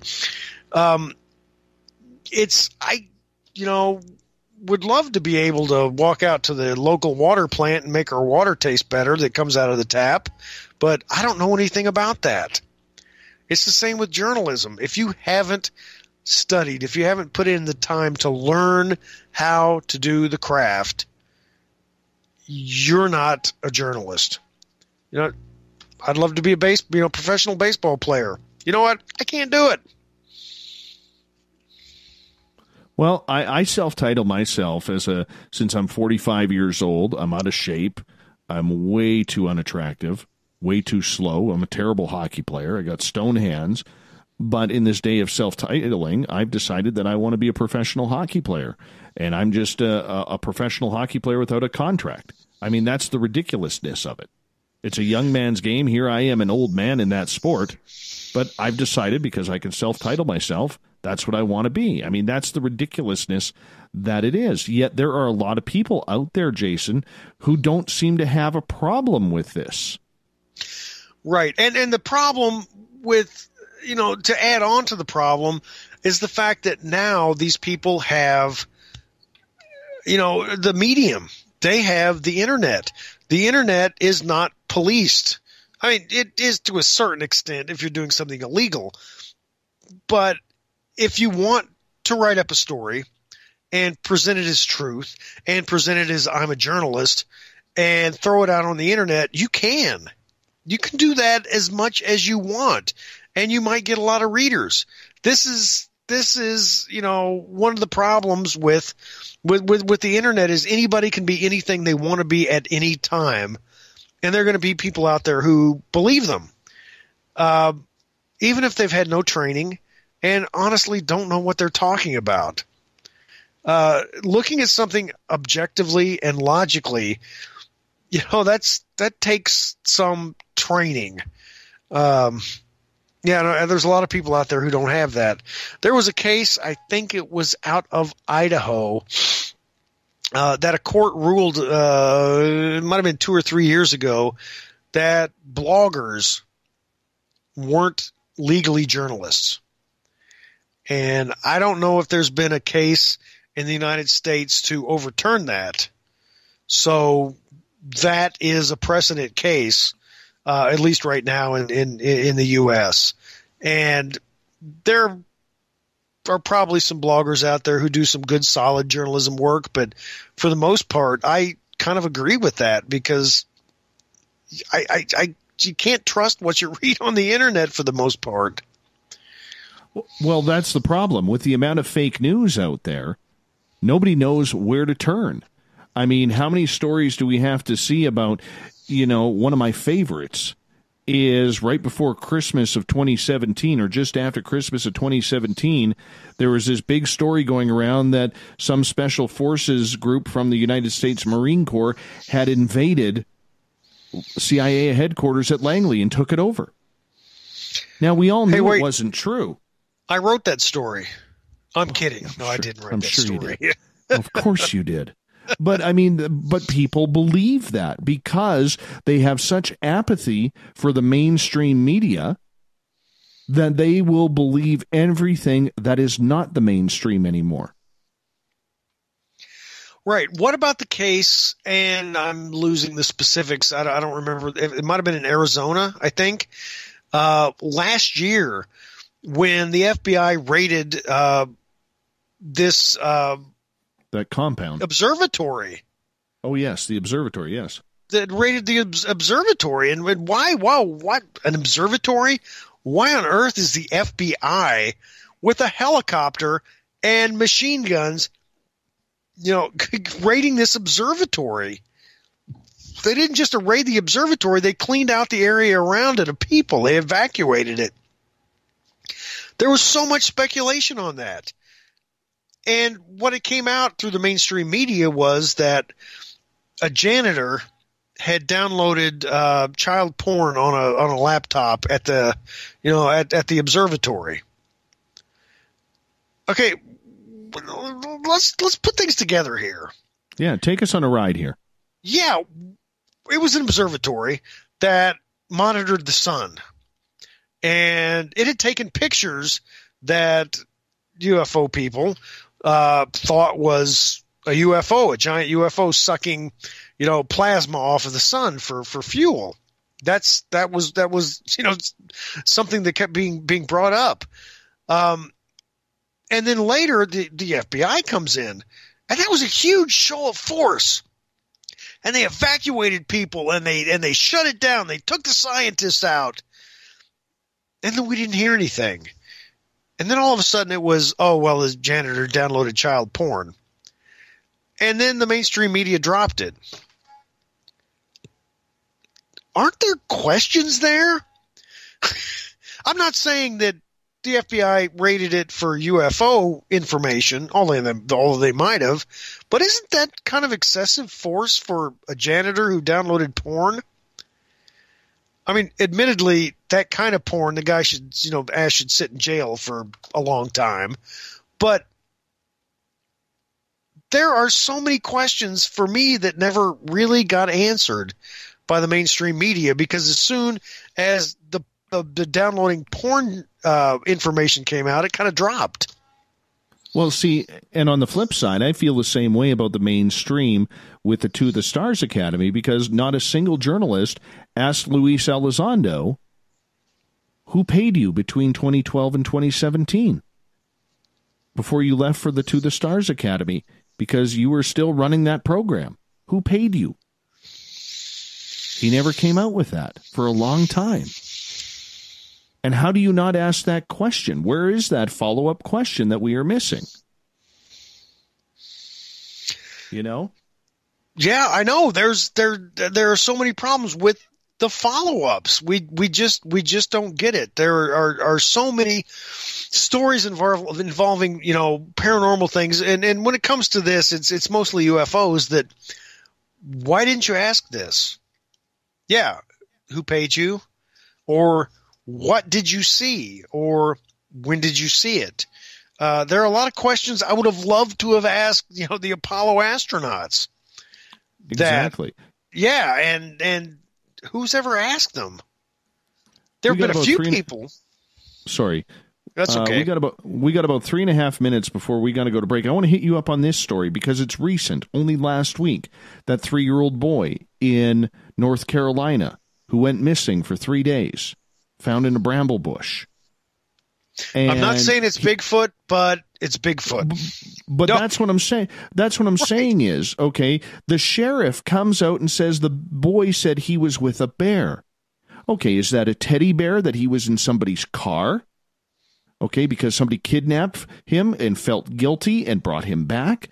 Or is it Sasquatch? Because I'm pretty sure wintertime, lack of food, angry bears, maybe coming out of hibernation, a child is a free meal.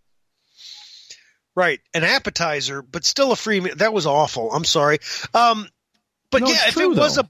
No, it is true, and I am so happy the boy is safe. I am so... As a father of, I'm a dad. I've got a kid who's just a year older than that boy.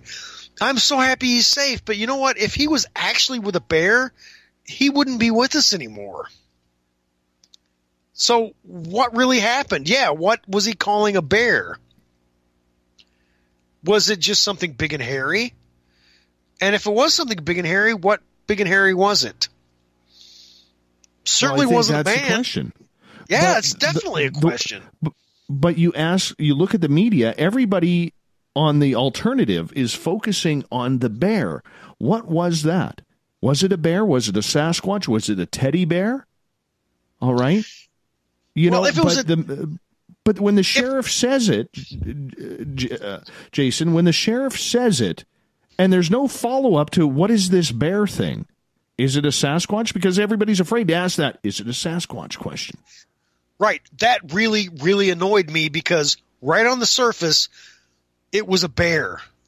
No, it wasn't a bear. There's no way in hell that was a bear. And nobody asked the question. It was weak journalism. My students would ask the question, but it couldn't have been a bear. Again, yeah, you're right. It's winter. The bear's hungry. It would have eaten the kid. Totally would have eaten the kid. And I don't think it could have. Yeah, totally. I don't really think that it was, maybe, somebody kidnapped him and it was a teddy bear, because I think the kid probably would have mentioned he was with somebody else in a car. Yes. Probably would have happened. And for all we know from what the police have released, it hasn't happened. It's only been about a bear.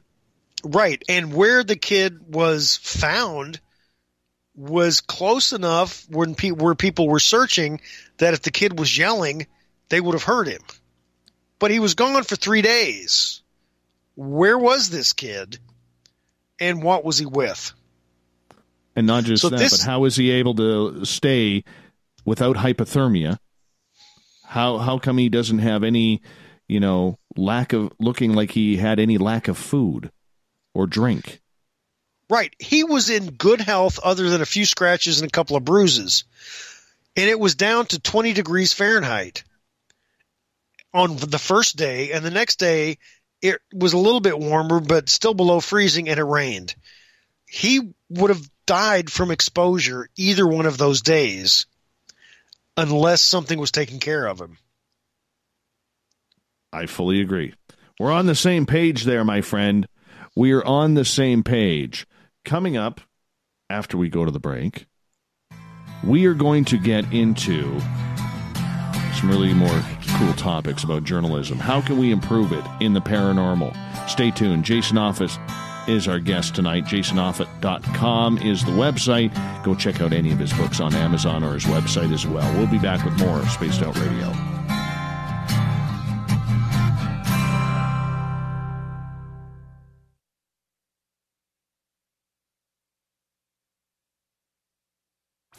Come hang out with Spaced Out Radio, where we own the night. This is Carl. You can follow Dave on Twitter at Spaced Out Radio, and during the show, use the hashtag Spaced Out Radio to chat with us live.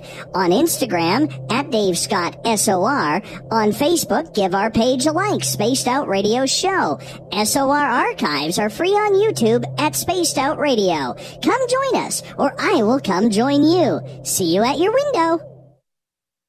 At spacedoutradio.com, we have a little bit of everything for you to stay up late.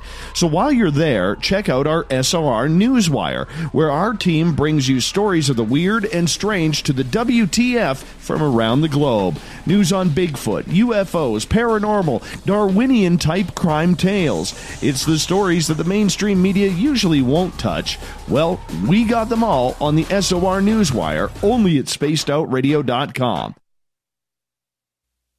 You're listening to Spaced Out Radio Live with Dave Scott on the Deep Talk Radio Network.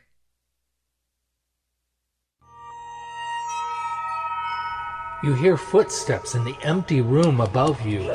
A rocking chair begins rocking by itself. Don't be afraid of the things that go bump in the night. Reach for Spirit Storybox, the iPhone app the Huffington Post UK called the only ghost hunting app you will ever need. Spirit Story Box. The spirits are telling their stories. Are you listening? The Call of the Wild is in Vancouver. The Moose Vancouver is one of the hottest bars and restaurants in the city. Open until 2 a.m. nightly, the Moose will rock you like a hurricane all night long. Great food with everything on the menu at $6.95 near the corner of Nelson and Granville. Get your horns up and come rock with us. The Moose Vancouver, the official rocking bar of Spaced Out Radio. You know, it's hard being the bad man of ufology, but that's just the way that I like it. This is Chris George Zuger, and I'll be hanging out with Dave Scott and SOR scientist Chris Cogswell for Reality Paranormal, the second Wednesday of every month. And our job is to break it down and come to conclusions as to what is really going on in the supernatural world. I'd love for you to join us right here on Spaced Out Radio. We are getting ready to relaunch the SOR Space Travelers Club at spacedoutradio.com. For $5 a month, you can join us for a plethora of features found nowhere else. Hang out in a private chat room during the show and after party. You can check out some exclusive content and a store specifically for you, as well as a private listener forum where you can post your thoughts, stories, and pictures. The SOR Space Travelers Club, coming soon to spacedoutradio.com. Hey, this is Canadian Paranormal Investigator Mike Moore. The third Wednesday of every month, I'll be teaming up with Dave Scott to bring you Ghosts of the Great White North. Each month, we will bring on guests from across Canada to discuss their ghostly encounters. Canada is a paranormal hotbed with stories you've never heard, so we're going to bring them to you. So get comfy on your Chesterfield, grab a donut, and join us, eh? So, you love talk radio? Then you'll love TalkStreamLive.com. TalkStream Live is always on, 24/7, with the best streaming talk shows. Find your favorite talkers and discover some new ones. It's free, readily available online or on mobile with any smartphone or tablet. Finding your favorite talk shows all in one place has gotten a whole lot easier. Just go to TalkStreamLive.com. Be sure to download the free apps from Google Play or the iTunes App Store. Find your escape where time has no limits. It's about living today and cherishing the heritage of yesterday. A spirit of adventure for what is new, with the nostalgia of the past. Your timepiece is a reflection of who you are. Life surrounded by beauty from the world around us to the soul within. EscapeWatches.com. There is no time like the present to enjoy your escape. Use promo code SMF2017 for your 20% discount today. The freedom to post what you want, when you want. That's the social media freedom you need. Social Media Freedom is the free app in your app store. No need to worry about going to jail or being shadow banned any longer. It's the freedom to say what you feel. The freedom to know Big Brother isn't watching. It's the way social media is supposed to be. Social Media Freedom. It's time to set yourself free. Download from your app store today. Hi, George Norrie here. Are you ready for UFO MegaCon, the immersion event? 7 days, 8 nights, 50 new speakers, UFO military witnesses, experiencer groups, skywatches, and so much more. Join me at UFO MegaCon, March 24th through the 30th in Laughlin, Nevada. Truly the one and only new information conference of the year. Now check it out at UFOMegaCon.com. That's UFOMegaCon.com. Visit purpleplates.com today. For over 40 years, the Purple Energy Plates have been delivering amazing results for their many customers. Inspired by the great genius Nikola Tesla, the harmony, healing, and energetic effects of the plates have proven over and over to be beneficial and often miraculous to thousands of customers. Check their site for daily specials and choose from their many energy products. You won't be sorry. Visit them today at purpleplates.com. Get your horns up with me on Spaced Out Radio. This is Ron Bumblefoot Thal. Come tune in to SOR where you can hear me rock out with Little Brother is Watching, the official theme song of Spaced Out Radio. And then come on over to bumblefoot.com where you can find out about my tour schedule, my music, and everything else. Bumblefoot.com keeps you up to date on what I'm doing and the best way to stay in touch with my music and music camps. Sign up for my newsletter at bumblefoot.com and remember, Little Brother is watching. Looking for a place to advertise at a very reasonable cost? Look no further than Spaced Out Radio. SpacedOutRadio.com has an advertising tab that you can click to check out our daily, weekly, and monthly packages to play on the radio, or our website including social media. From commercial spots to banners, we have it all. Check out our competitive pricing today. On the first Tuesday of every month, I encourage you to come along for a journey with me, Geraldine Orozco, on The Spiritual You. Together, we will take a look at how to access the highest expression of yourself and change your life. Consciousness, ET contact, health, and wellness, we can talk about it all. So come along for a spiritual ride with me, Geraldine Orozco, on The Spiritual You, only on Spaced Out Radio.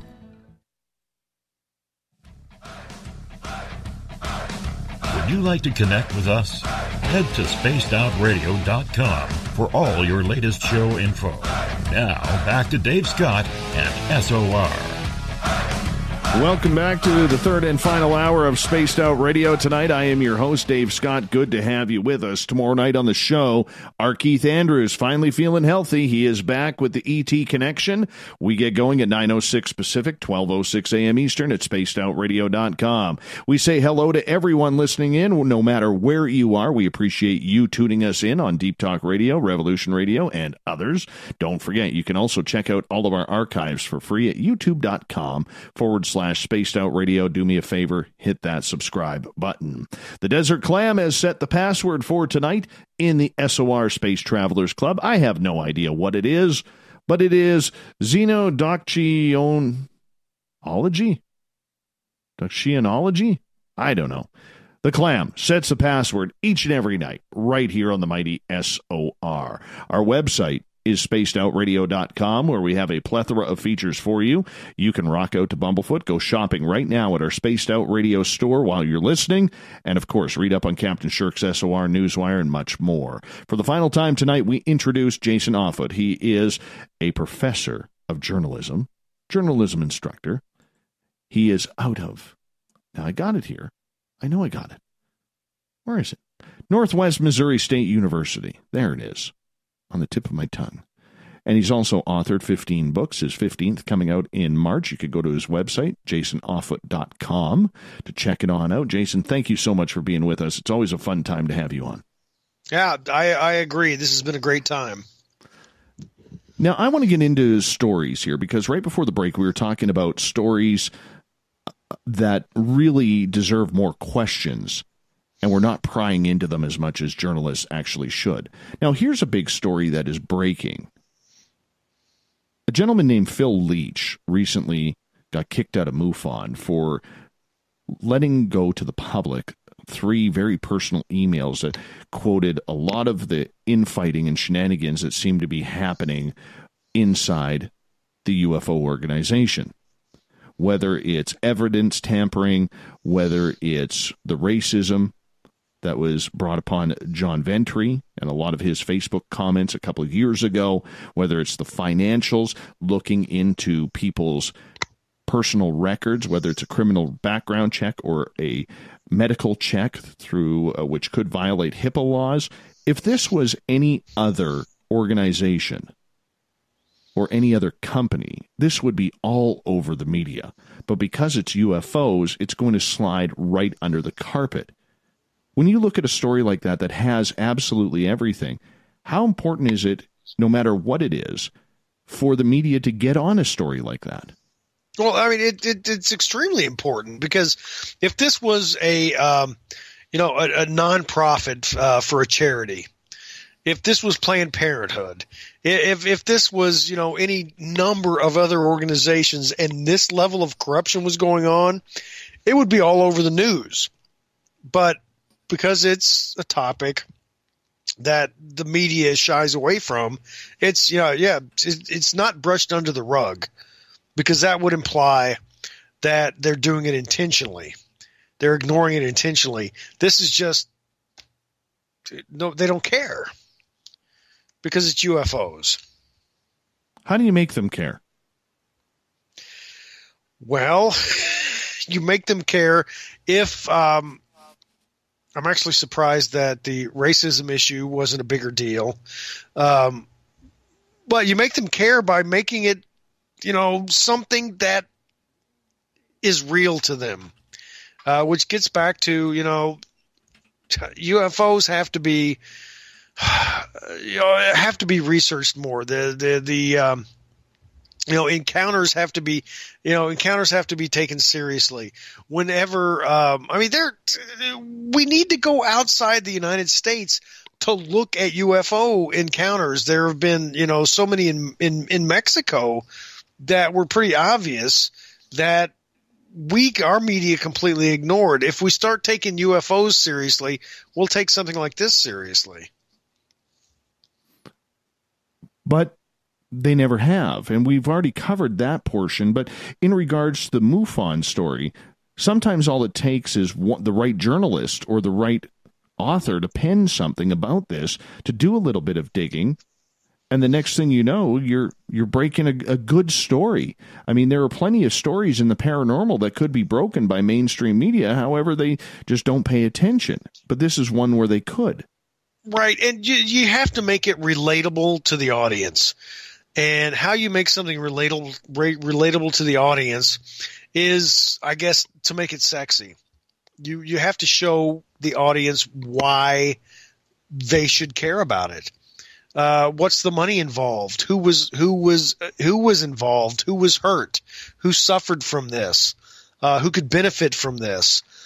All it would just take is normal reporting to find it, to dig up enough information that the public would actually care.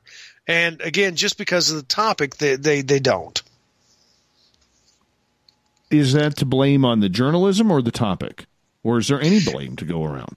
No, there's plenty of blame to go around, and most of the blame goes to editors, program directors, news directors on TV stations.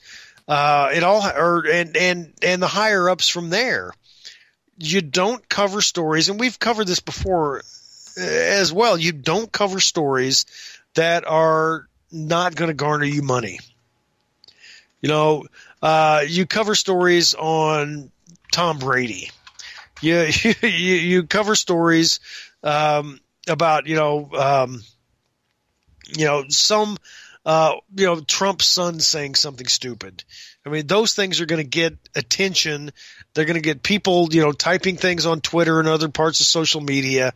I don't think tackling problems in MUFON is going to get, ratings. Is going to gather money for people.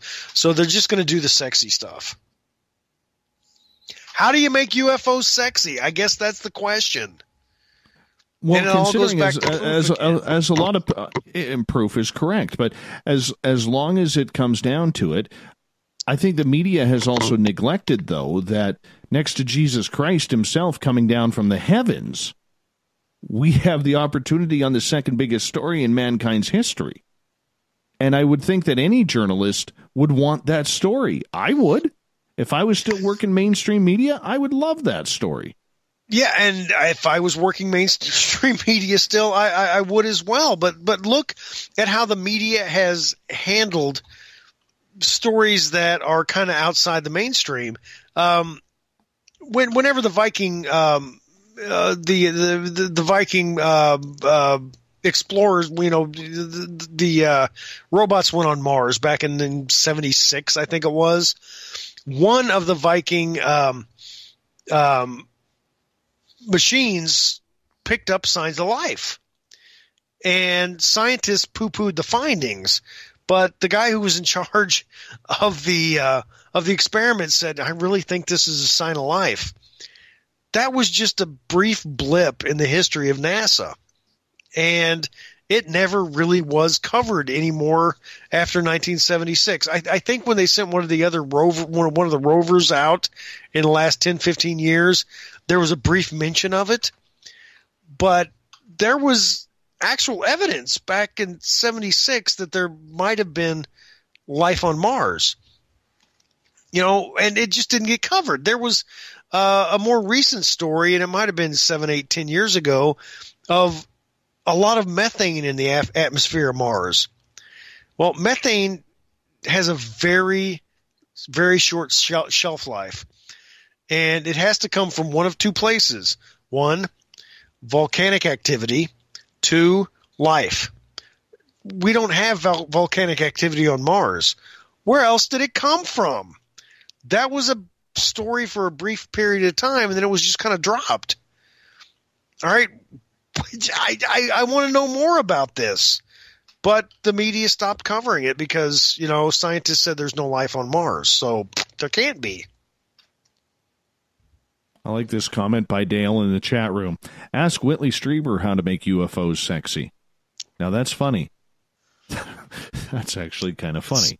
It's also kind of disturbing, but yeah. That's our audience. Well, I guess Uncle it Dale depends your definition of sexy, yeah. Well, Uncle Dale does have a very nice power stash, so you never know if it's Uncle Dale or his power stash actually asking that type of or making that type of comment. But nonetheless, it was worth a chortle. Nonetheless, but I mean, you get to it. And you look at paranormal journalism, and there's a lot of bloggers, there's a lot of vloggers out there.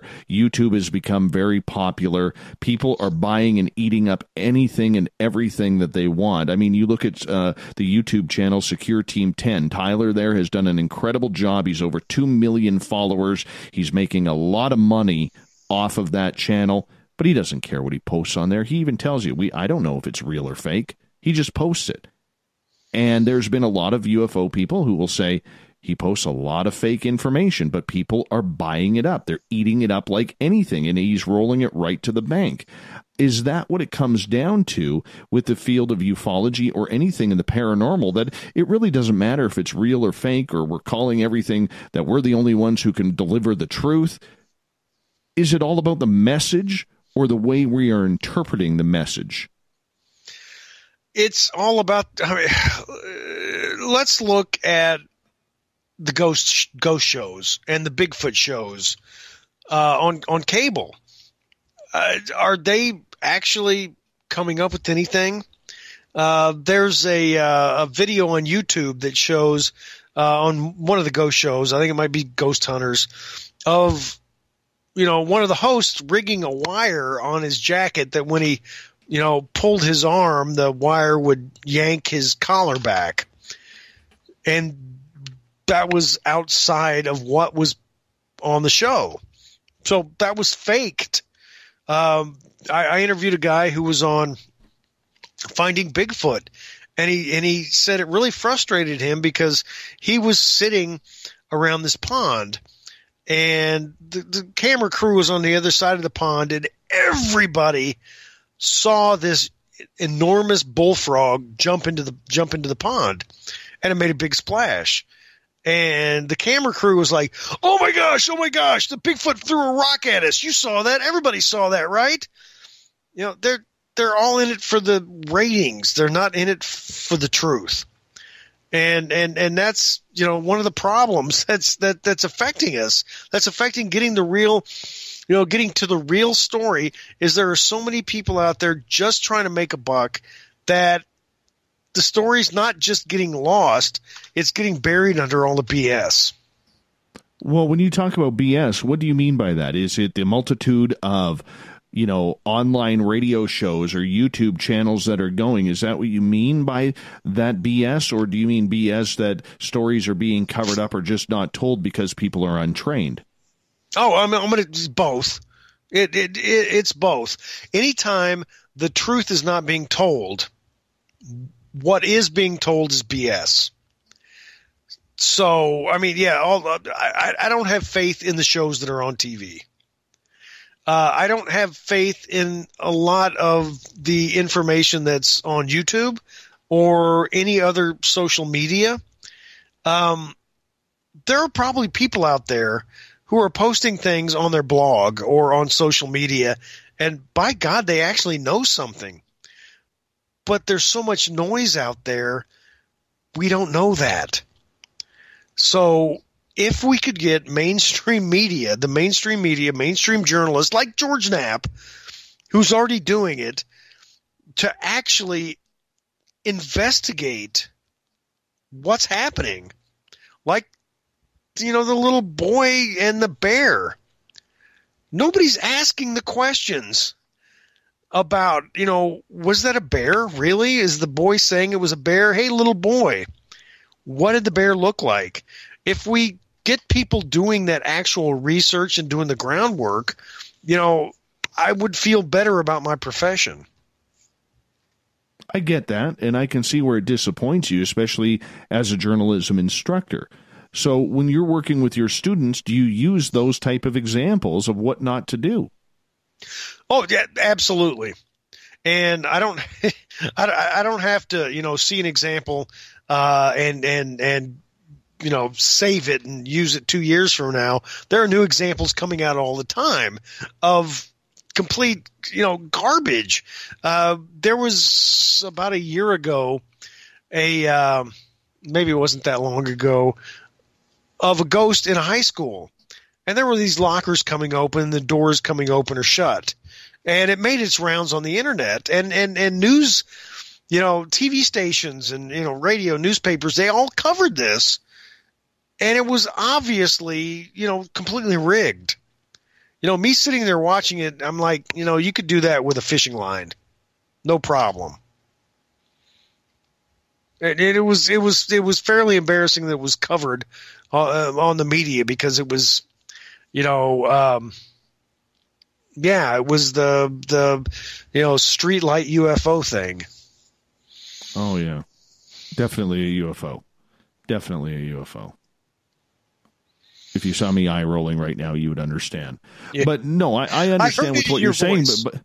But on the flip side, covering that, people can say, hey, we're trying to believe, we want to believe, but in the end, it's still considered entertainment and not a logical field of study or journalism to cover.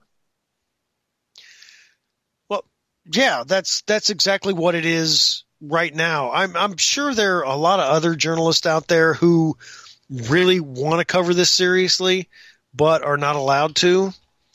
Knapp can't be the only one.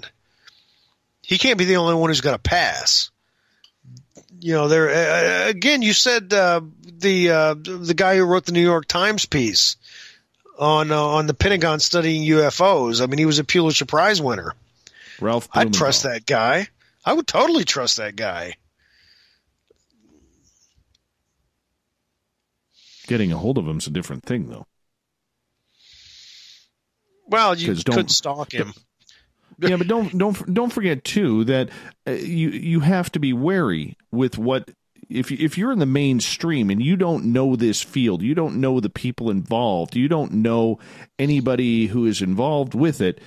You're going to look at things with a wary eye, which journalists do, and I think that's a good point. But maybe with this field, they take it a little bit further than probably what they should, and therefore the stories do get lost. Right, and that's why I waited until I was out of the day-to-day journalism field and went into academia, because I had time, and I didn't have editors and publishers over me going, no, you can't write about that stuff. I could write about whatever I wanted. That's when my paranormal book started coming out. There's still such a stigma in the mainstream media. We have to get over that. And I've said this before, the only way to get over it is for somebody to prove that this is true. But everybody's waiting for the government to do that, especially with UFOs. Well, especially with UFOs. Because how many stories have we had about, a UFO crash and the government appears, like magic and covers it up? Roswell, yes, but there was also one in southern Missouri in 1941. And then we have the Aztec crash. And there are similar – Kecksburg, exactly. The government just swooped in and covered everything up. Is the government that omnipotent that they can do that? Yeah, maybe. I don't know, but we need something like that happening in plain sight. And again, the media covering it before the government is able to come in and swoop up, and maybe we can do that now. I mean, we spent part of this time complaining about bloggers and people who claim to be journalists since video cameras, back in the 80s, started appearing. We got something called citizen journalism, which are people just out, walking about their daily lives, and all of a sudden news happens and they record it and they send it to the media or they post it online. And this is what happened. And we can see it actually happening. The first case of that was the Rodney King beating back in 1991. The 9/11. The early footage of that was from cell phones. The same was 7/77 from England. Whenever they, terrorists bombed the public transportation, that was BBC. Received cell phone images. And that's what happens more and more. So maybe if we have a crash in broad daylight and people, flip their phones out and start taking pictures, maybe at that point it'll be taken seriously because it can't be disputed. Oh, I think it still would be. I think it still would be because we've seen it already.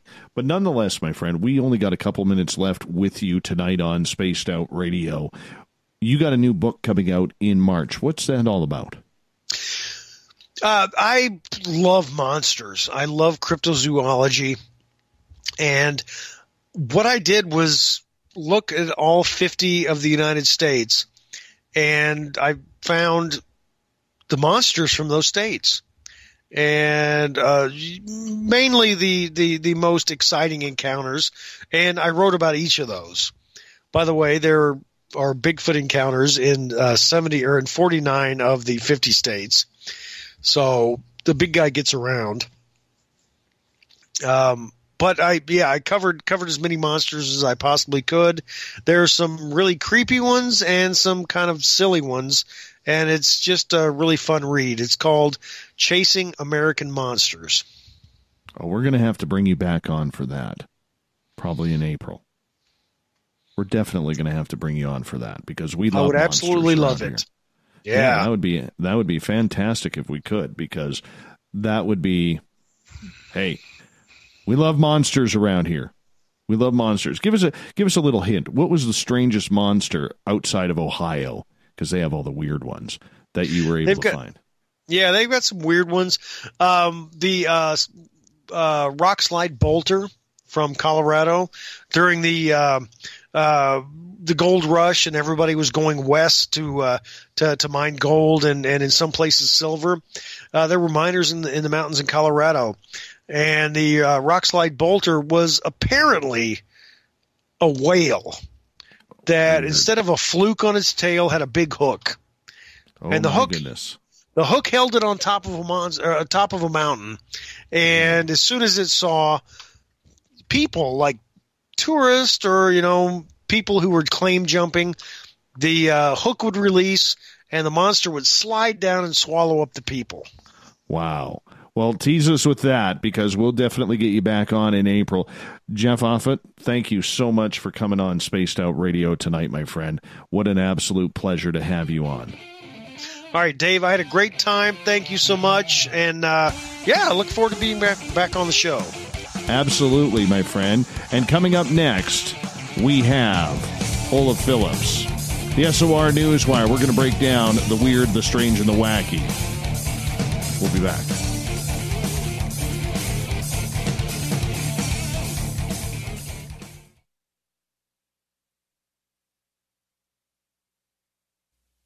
You're listening to Spaced Out Radio Live with Dave Scott on the Deep Talk Radio Network.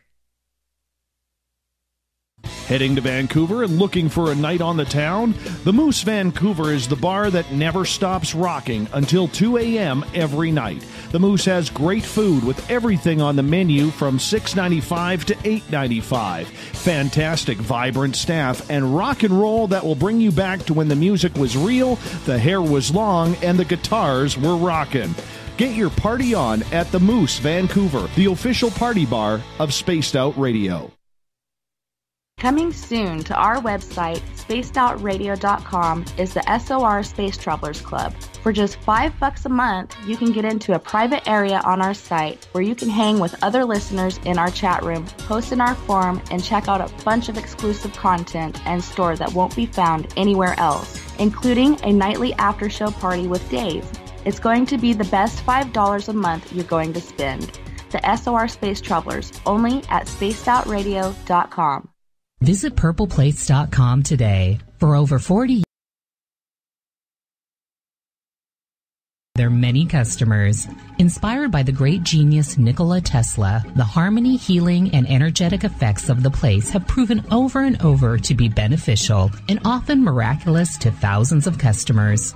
Check their site for daily specials and choose from their many energy products. You won't be sorry. Visit them today at purpleplates.com. Hello, this is your guitar man, Ron Bumblefoot Thaw, and I have to tell you, I love the response I get for Little Brother is Watching from Spaced Out Radio fans. It's amazing how music can inspire and make people think deeper about what's going on in the supernatural world. You can head over to my website, bumblefoot.com, to check out my music, my guitar workshops, my touring, even check out some of the hot sauces that I'm working on. And make sure you keep on listening, because with Spaced Out Radio, you know Little Brother is watching. So, you love talk radio? Then you'll love TalkStreamLive.com. TalkStream Live is always on, 24/7, with the best streaming talk shows. Find your favorite talkers and discover some new ones. It's free, readily available online or on mobile with any smartphone or tablet. Finding your favorite talk shows all in one place has gotten a whole lot easier. Just go to TalkStreamLive.com. Be sure to download the free apps from Google Play or the iTunes App Store. A timepiece is a reflection of who you are, and what better way to show off the real you than with an Escape watch? Escape is a lifestyle brand accessorizing your days and nights. Choose to escape and create the life of discovery that you deserve. Dream, play, unite with your own personalized Escape watch. Head to escapewatches.com. There is no time like the present to enjoy your escape. Use promo code SMF2017 for your 20% discount today. We're bringing scientific thought to the paranormal. Hi there, this is Spaced Out Radio scientist Chris Cogswell. Join me, Chris Zuger, and Dave Scott the second Wednesday of every month, where we break down the who from the woo when it comes to everything paranormal. We'll investigate and try to bring sensible answers to those straight and sometimes outlandish questions people have. Hey, not everything has an answer, but we'll do our best. Listen in to Reality Paranormal only on Spaced Out Radio. Looking for a place to advertise at a very reasonable cost? Look no further than Spaced Out Radio. SpacedOutRadio.com has an advertising tab that you can click to check out our daily, weekly, and monthly packages to play on the radio, or our website including social media. From commercial spots to banners, we have it all. Check out our competitive pricing today. Did you know Spaced Out Radio runs 7 days a week? Hi there, this is Tessa Nicole Thomas, and I'm here to take you on a paranormal journey each Saturday and Sunday night. Why change the station when you have it all right here? Together, we'll hang out and share some strange and scary stories. And don't forget, we have Psychic Sundays as well, so come tune in Spaced Out Weekend. We get going at 9 p.m. Pacific, midnight Eastern, only at spacedoutradio.com, where we own the night. You hear footsteps in the empty room above you. A rocking chair begins rocking by itself. Don't be afraid of the things that go bump in the night. Reach for Spirit Storybox, the iPhone app the Huffington Post UK called the only ghost hunting app you will ever need. Spirit Storybox. The spirits are telling their stories. Are you listening? Hi there, this is Geraldine Orozco from San Francisco's Bay Area Meditation. I invite you to join me the first Tuesday of every month with Dave Scott for Spaced Out Radio's The Spiritual You. In this fast-paced world we live in, it's time for you to take some time for you. We'll cover every possible subject from powerful meditation to healing techniques to your own intuition and spirituality. So come join us for The Spiritual You. Hi, George Norrie here. Are you ready for UFO MegaCon, the immersion event? 7 days, 8 nights, 50 new speakers, UFO military witnesses, experiencer groups, skywatches, and so much more. Join me at UFO MegaCon, March 24th through the 30th in Laughlin, Nevada. Truly the one and only new information conference of the year. Now check it out at UFOMegaCon.com. That's UFOMegaCon.com. Are you intrigued by Paranormal Talk Radio? You'll love the new Paranormal Radio app from TalkStream Live. You'll find a great selection of talk shows covering UFOs, ghosts, strange phenomena, and much more. Download the Paranormal Radio app now and start listening to the very best in paranormal talk entertainment, including the network you're listening to right now, the Paranormal Radio app, free in Google Play and the iOS App Store. Are you tired of being blocked, shadow banned, or placed in jail for simply posting your thoughts on social media? Social Media Freedom can take care of that for you. Social Media Freedom is the newest and one of the best free new apps that allows you the freedom to post what you want, when you want. It takes seconds to download from your app store. Come join the tribe at Social Media Freedom. It's time to set yourself free.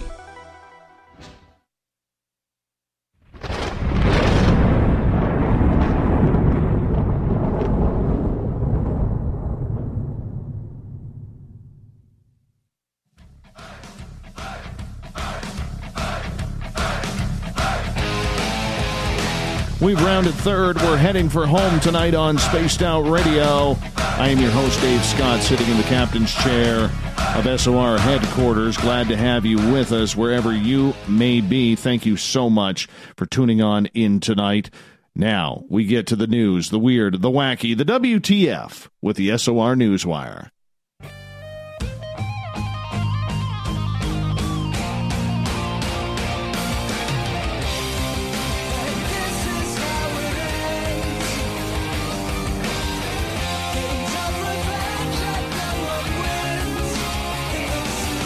The news is always changing, which is why we bring you the SOR Newswire at the back end of every single show. And delivering us the news is the man, the myth, the paranoia legend, Mr. Olaf Phillips from Paranoia Magazine.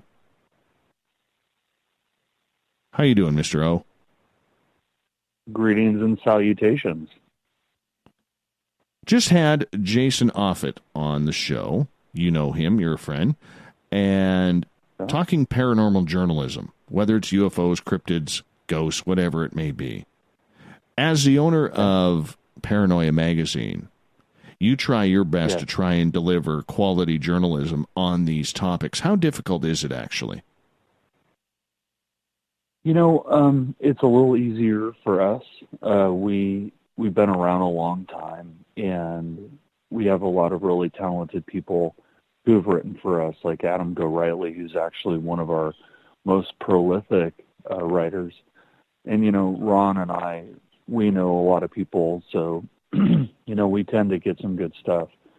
You know, I mean, some of it is a little entertainment-y, but, you know, the research is there, and, you know, we require them to have fully formed writing and you know, to cite things as needed. So, but I mean, I can see how it would be challenging for other people. There's a lot of people out there that don't really do the footwork, you know. But we try to give everybody a chance, new writers too. You know, if you write something, send us an email. We'll put it in the magazine if it's good.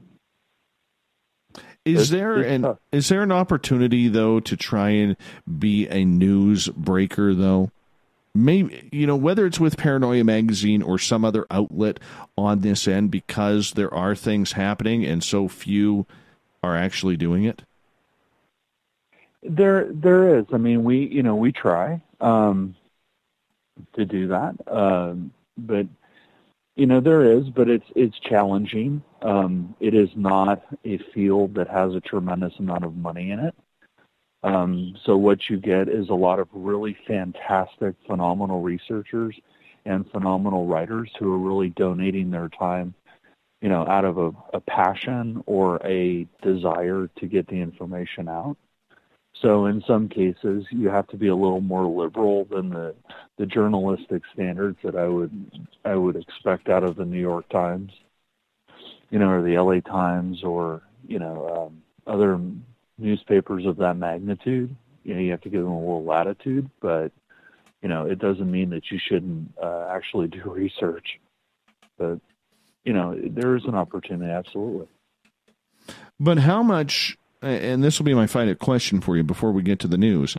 How much, though, is reliant upon people who know what they're doing, knowing how to report, Olaf? Because as Jason was saying during the show, one of the reasons why we have troubles is a lot of topics that we've talked about, self-titling, self-promoting, and not actually being trained on how to do the job.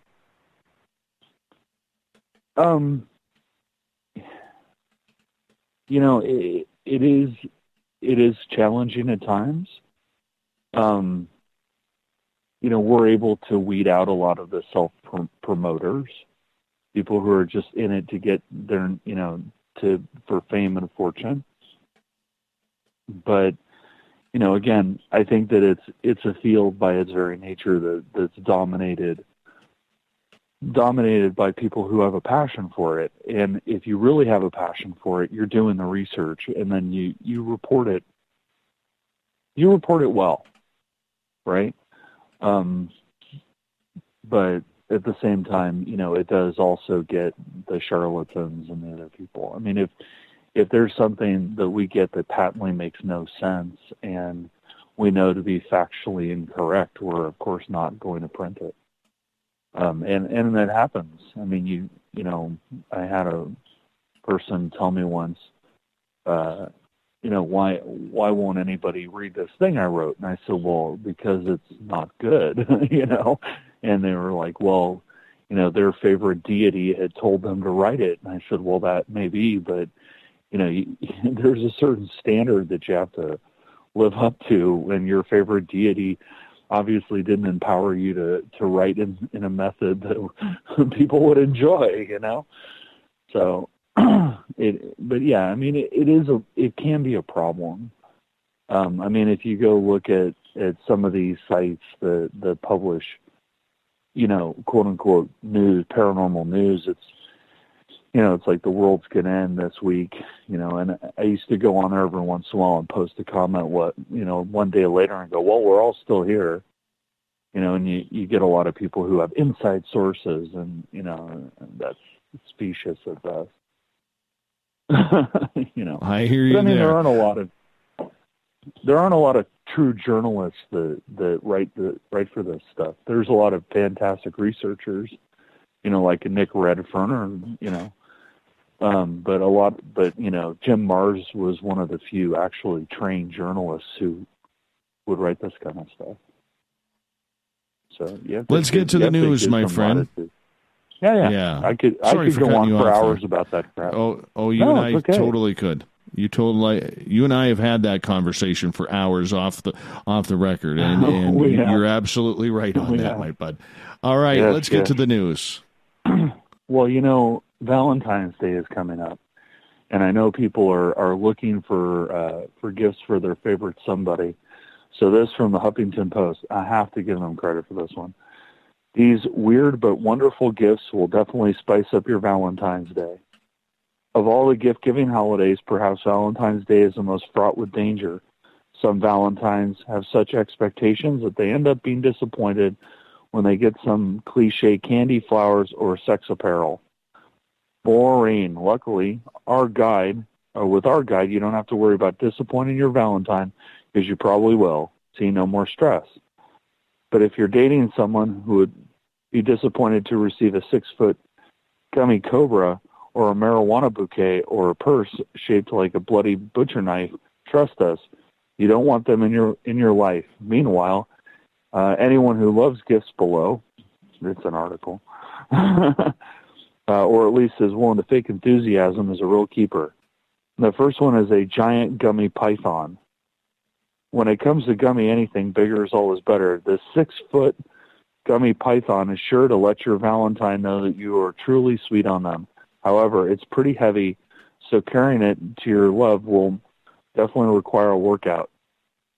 They also have a mobile teeth whitener, a giant piranha plant puppet, an upside-down wine glass, which I thought was hilarious, a bloody butcher knife handbag, and it just goes on and on and on. So if you're Sounds looking lovely. for your favorite gift, yeah, I'm after the 6-foot gummy python. Yeah, that would work for me. It is seriously 6 feet long. It's like totally wrapped around this guy. It's hilarious. Oh. So Huffington Post, go find it. There you go. Let's move on to story number 2. Chile, Illinois police arrest Elsa from Frozen. An Illinois police department responded to this week's wave of sub-zero temperatures across the Midwest by jokingly placing Queen Elsa from Disney's Frozen under arrest. The McLean Police Department posted photos to Facebook showing a woman dressed as the animated Disney heroine being handcuffed and placed in the back of a police patrol vehicle. The temperature in McLean was in the double-digit negatives on Wednesday. Attention, due to extreme cold weather, any criminal activity and acts of stupidity and foolishness have been canceled, the Post said. Even Elsa has been placed under arrest with no bond until further notice. Thank you for your attention and understanding to this matter. Respectfully, the McLean Police Department. That was their post. And it shows her being hauled off in a paddy wagon. Well, for everybody who is suffering through that horrid winter on the East Coast, I feel for you. Because it's been unseasonably warm here. But this weekend, my friend, it starts. We're down to the minus 20s in Celsius coming up here. I'm very excited about it. I have relatives in northern Minnesota, and apparently it was negative 71. Yeah, that's terrible. That's just terrible. That's not even fun. Not even fun. Let's move on to story number 3 while we have some time here. Would-be bank robber rips up note after getting cold feet. Police in Massachusetts are looking for a woman they say intended to rob a bank but got cold feet and left without a penny. Fall River Police told the Herald News that the woman walked up to the Fall River Municipal Credit Union on Monday afternoon and approached a teller. Police say that the woman hesitated, told the teller, "Give me a minute," went to the counter and wrote on a piece of paper. But she ripped up the note, dropped the pieces in the trash, and walked out. Bank employees pieced the note back together, and it said, "Give me the money."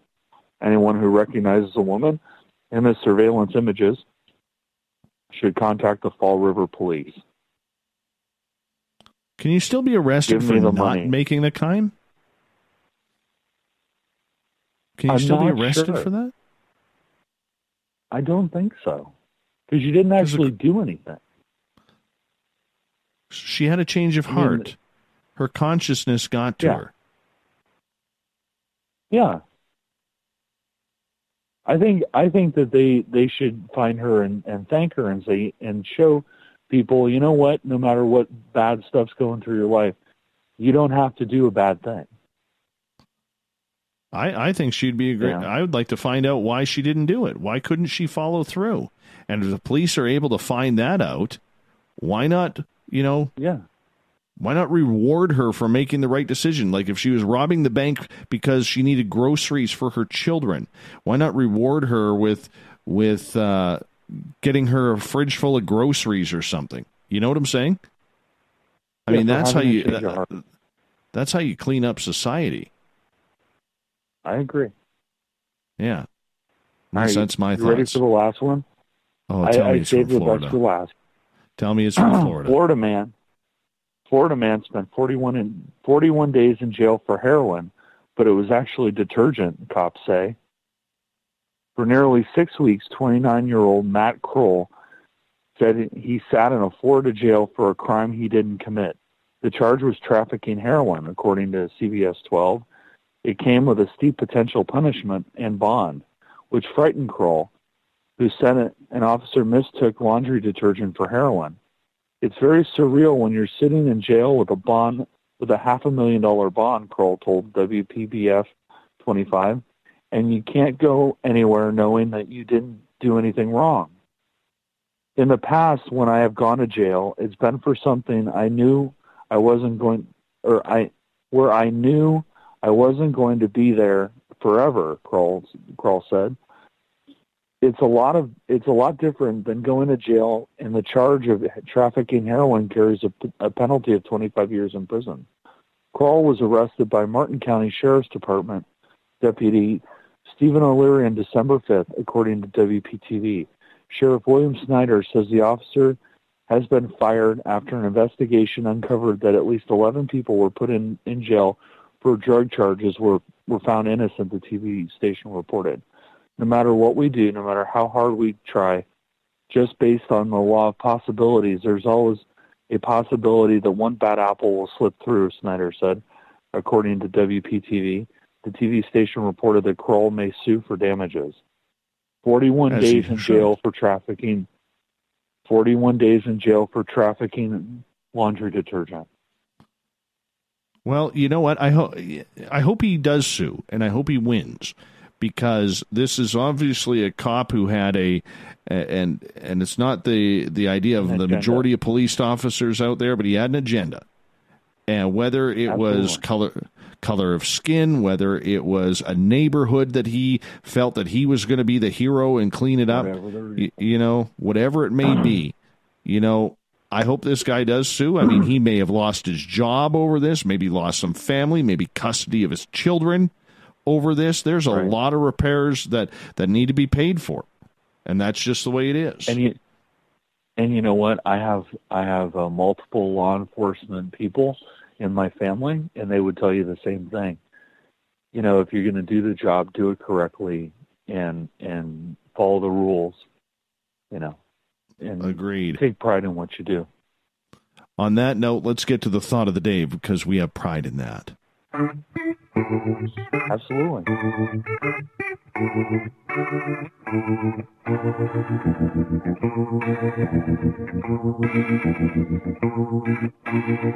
Thought of the Day happens every night at this time, where we take a question, post it on our Facebook and Twitter pages, then read your responses on the air. Today's Thought of the Day is as follows. What's your opinion on the way mainstream and alternative media cover UFOs, cryptids, and paranormal subjects? Olaf, we got some pretty interesting topics here. We're going to whip right through them. Chris, mainstream, like a joke because it is. Alternative, like it's real but meant to make money because that's what it is. Richard, I have done a wide range of interviews, television, radio, and print media, and either the beginning or at the end of the interview, they always put a funny spin to it, as if we should just take any of this seriously. It pisses me off. Don't blame you, Richard. I don't blame you at all. Allison, we have been lucky lately with mainstream media coverage on our stuff. Global and the Canadian Broadcasting Corporation were pretty good at presenting and letting the viewer decide, something we like to do with our work, show, social media, etc. Jade, we don't watch mainstream news or TV at all except at my parents', so it's interesting to see what others have to say. What I've seen of the Ghost Hunter shows has been sadly disrespectful and all fluff, all bark and no bite. Coral, I gave up mainstream TV some years ago and haven't been back. Jeanette, MUFON is getting pretty bad in my opinion. We talked about that with Jeff. Let's get to Captain Shirk. I have sympathy for them. Year after year, stories pop up that they are supposed to report on with no evidence, ridiculously unrecognizable photos, and witnesses who just don't appear credible. The field is treated as a joke because the entertainment industry pegged it as science fiction, and no one seems to be able to shake that label. The mainstream media is not at fault, and the alternative media needs to grow up and become reliable. Power comment there by Gail. Gary, as my friend Art would tell me, it's just entertainment. The Duck, Jim Mallard. Can they correctly cover mainstream news? Scott, Operation Mockingbird, full stop.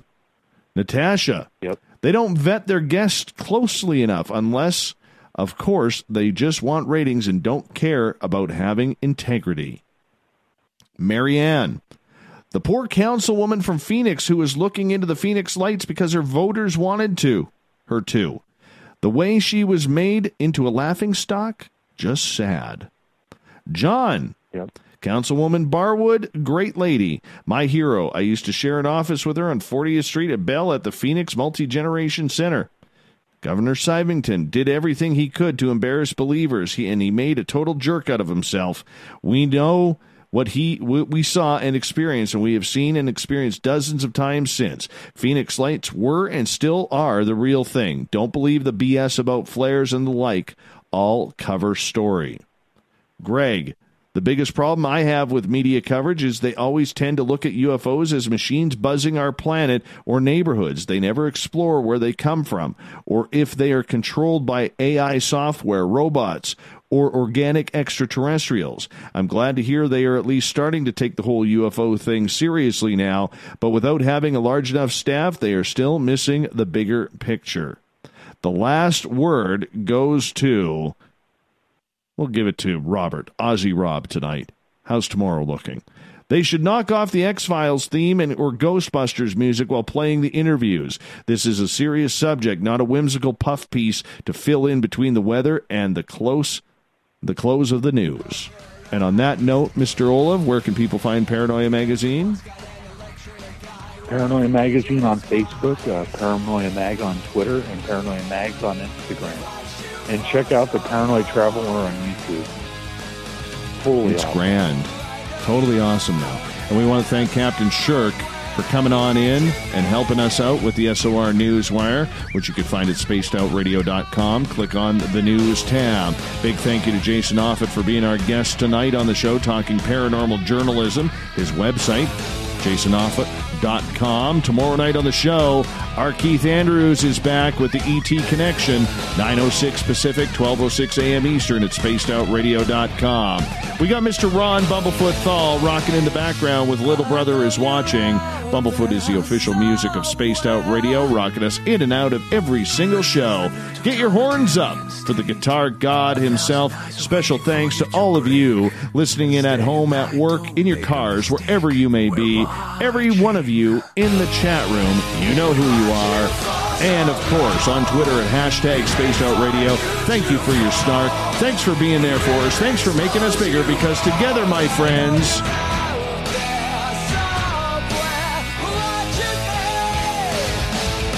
we own the night. I will talk to you in 21 hours from now. Mr. Bumblefoot, we need a favor. We need you to take us home. Good night.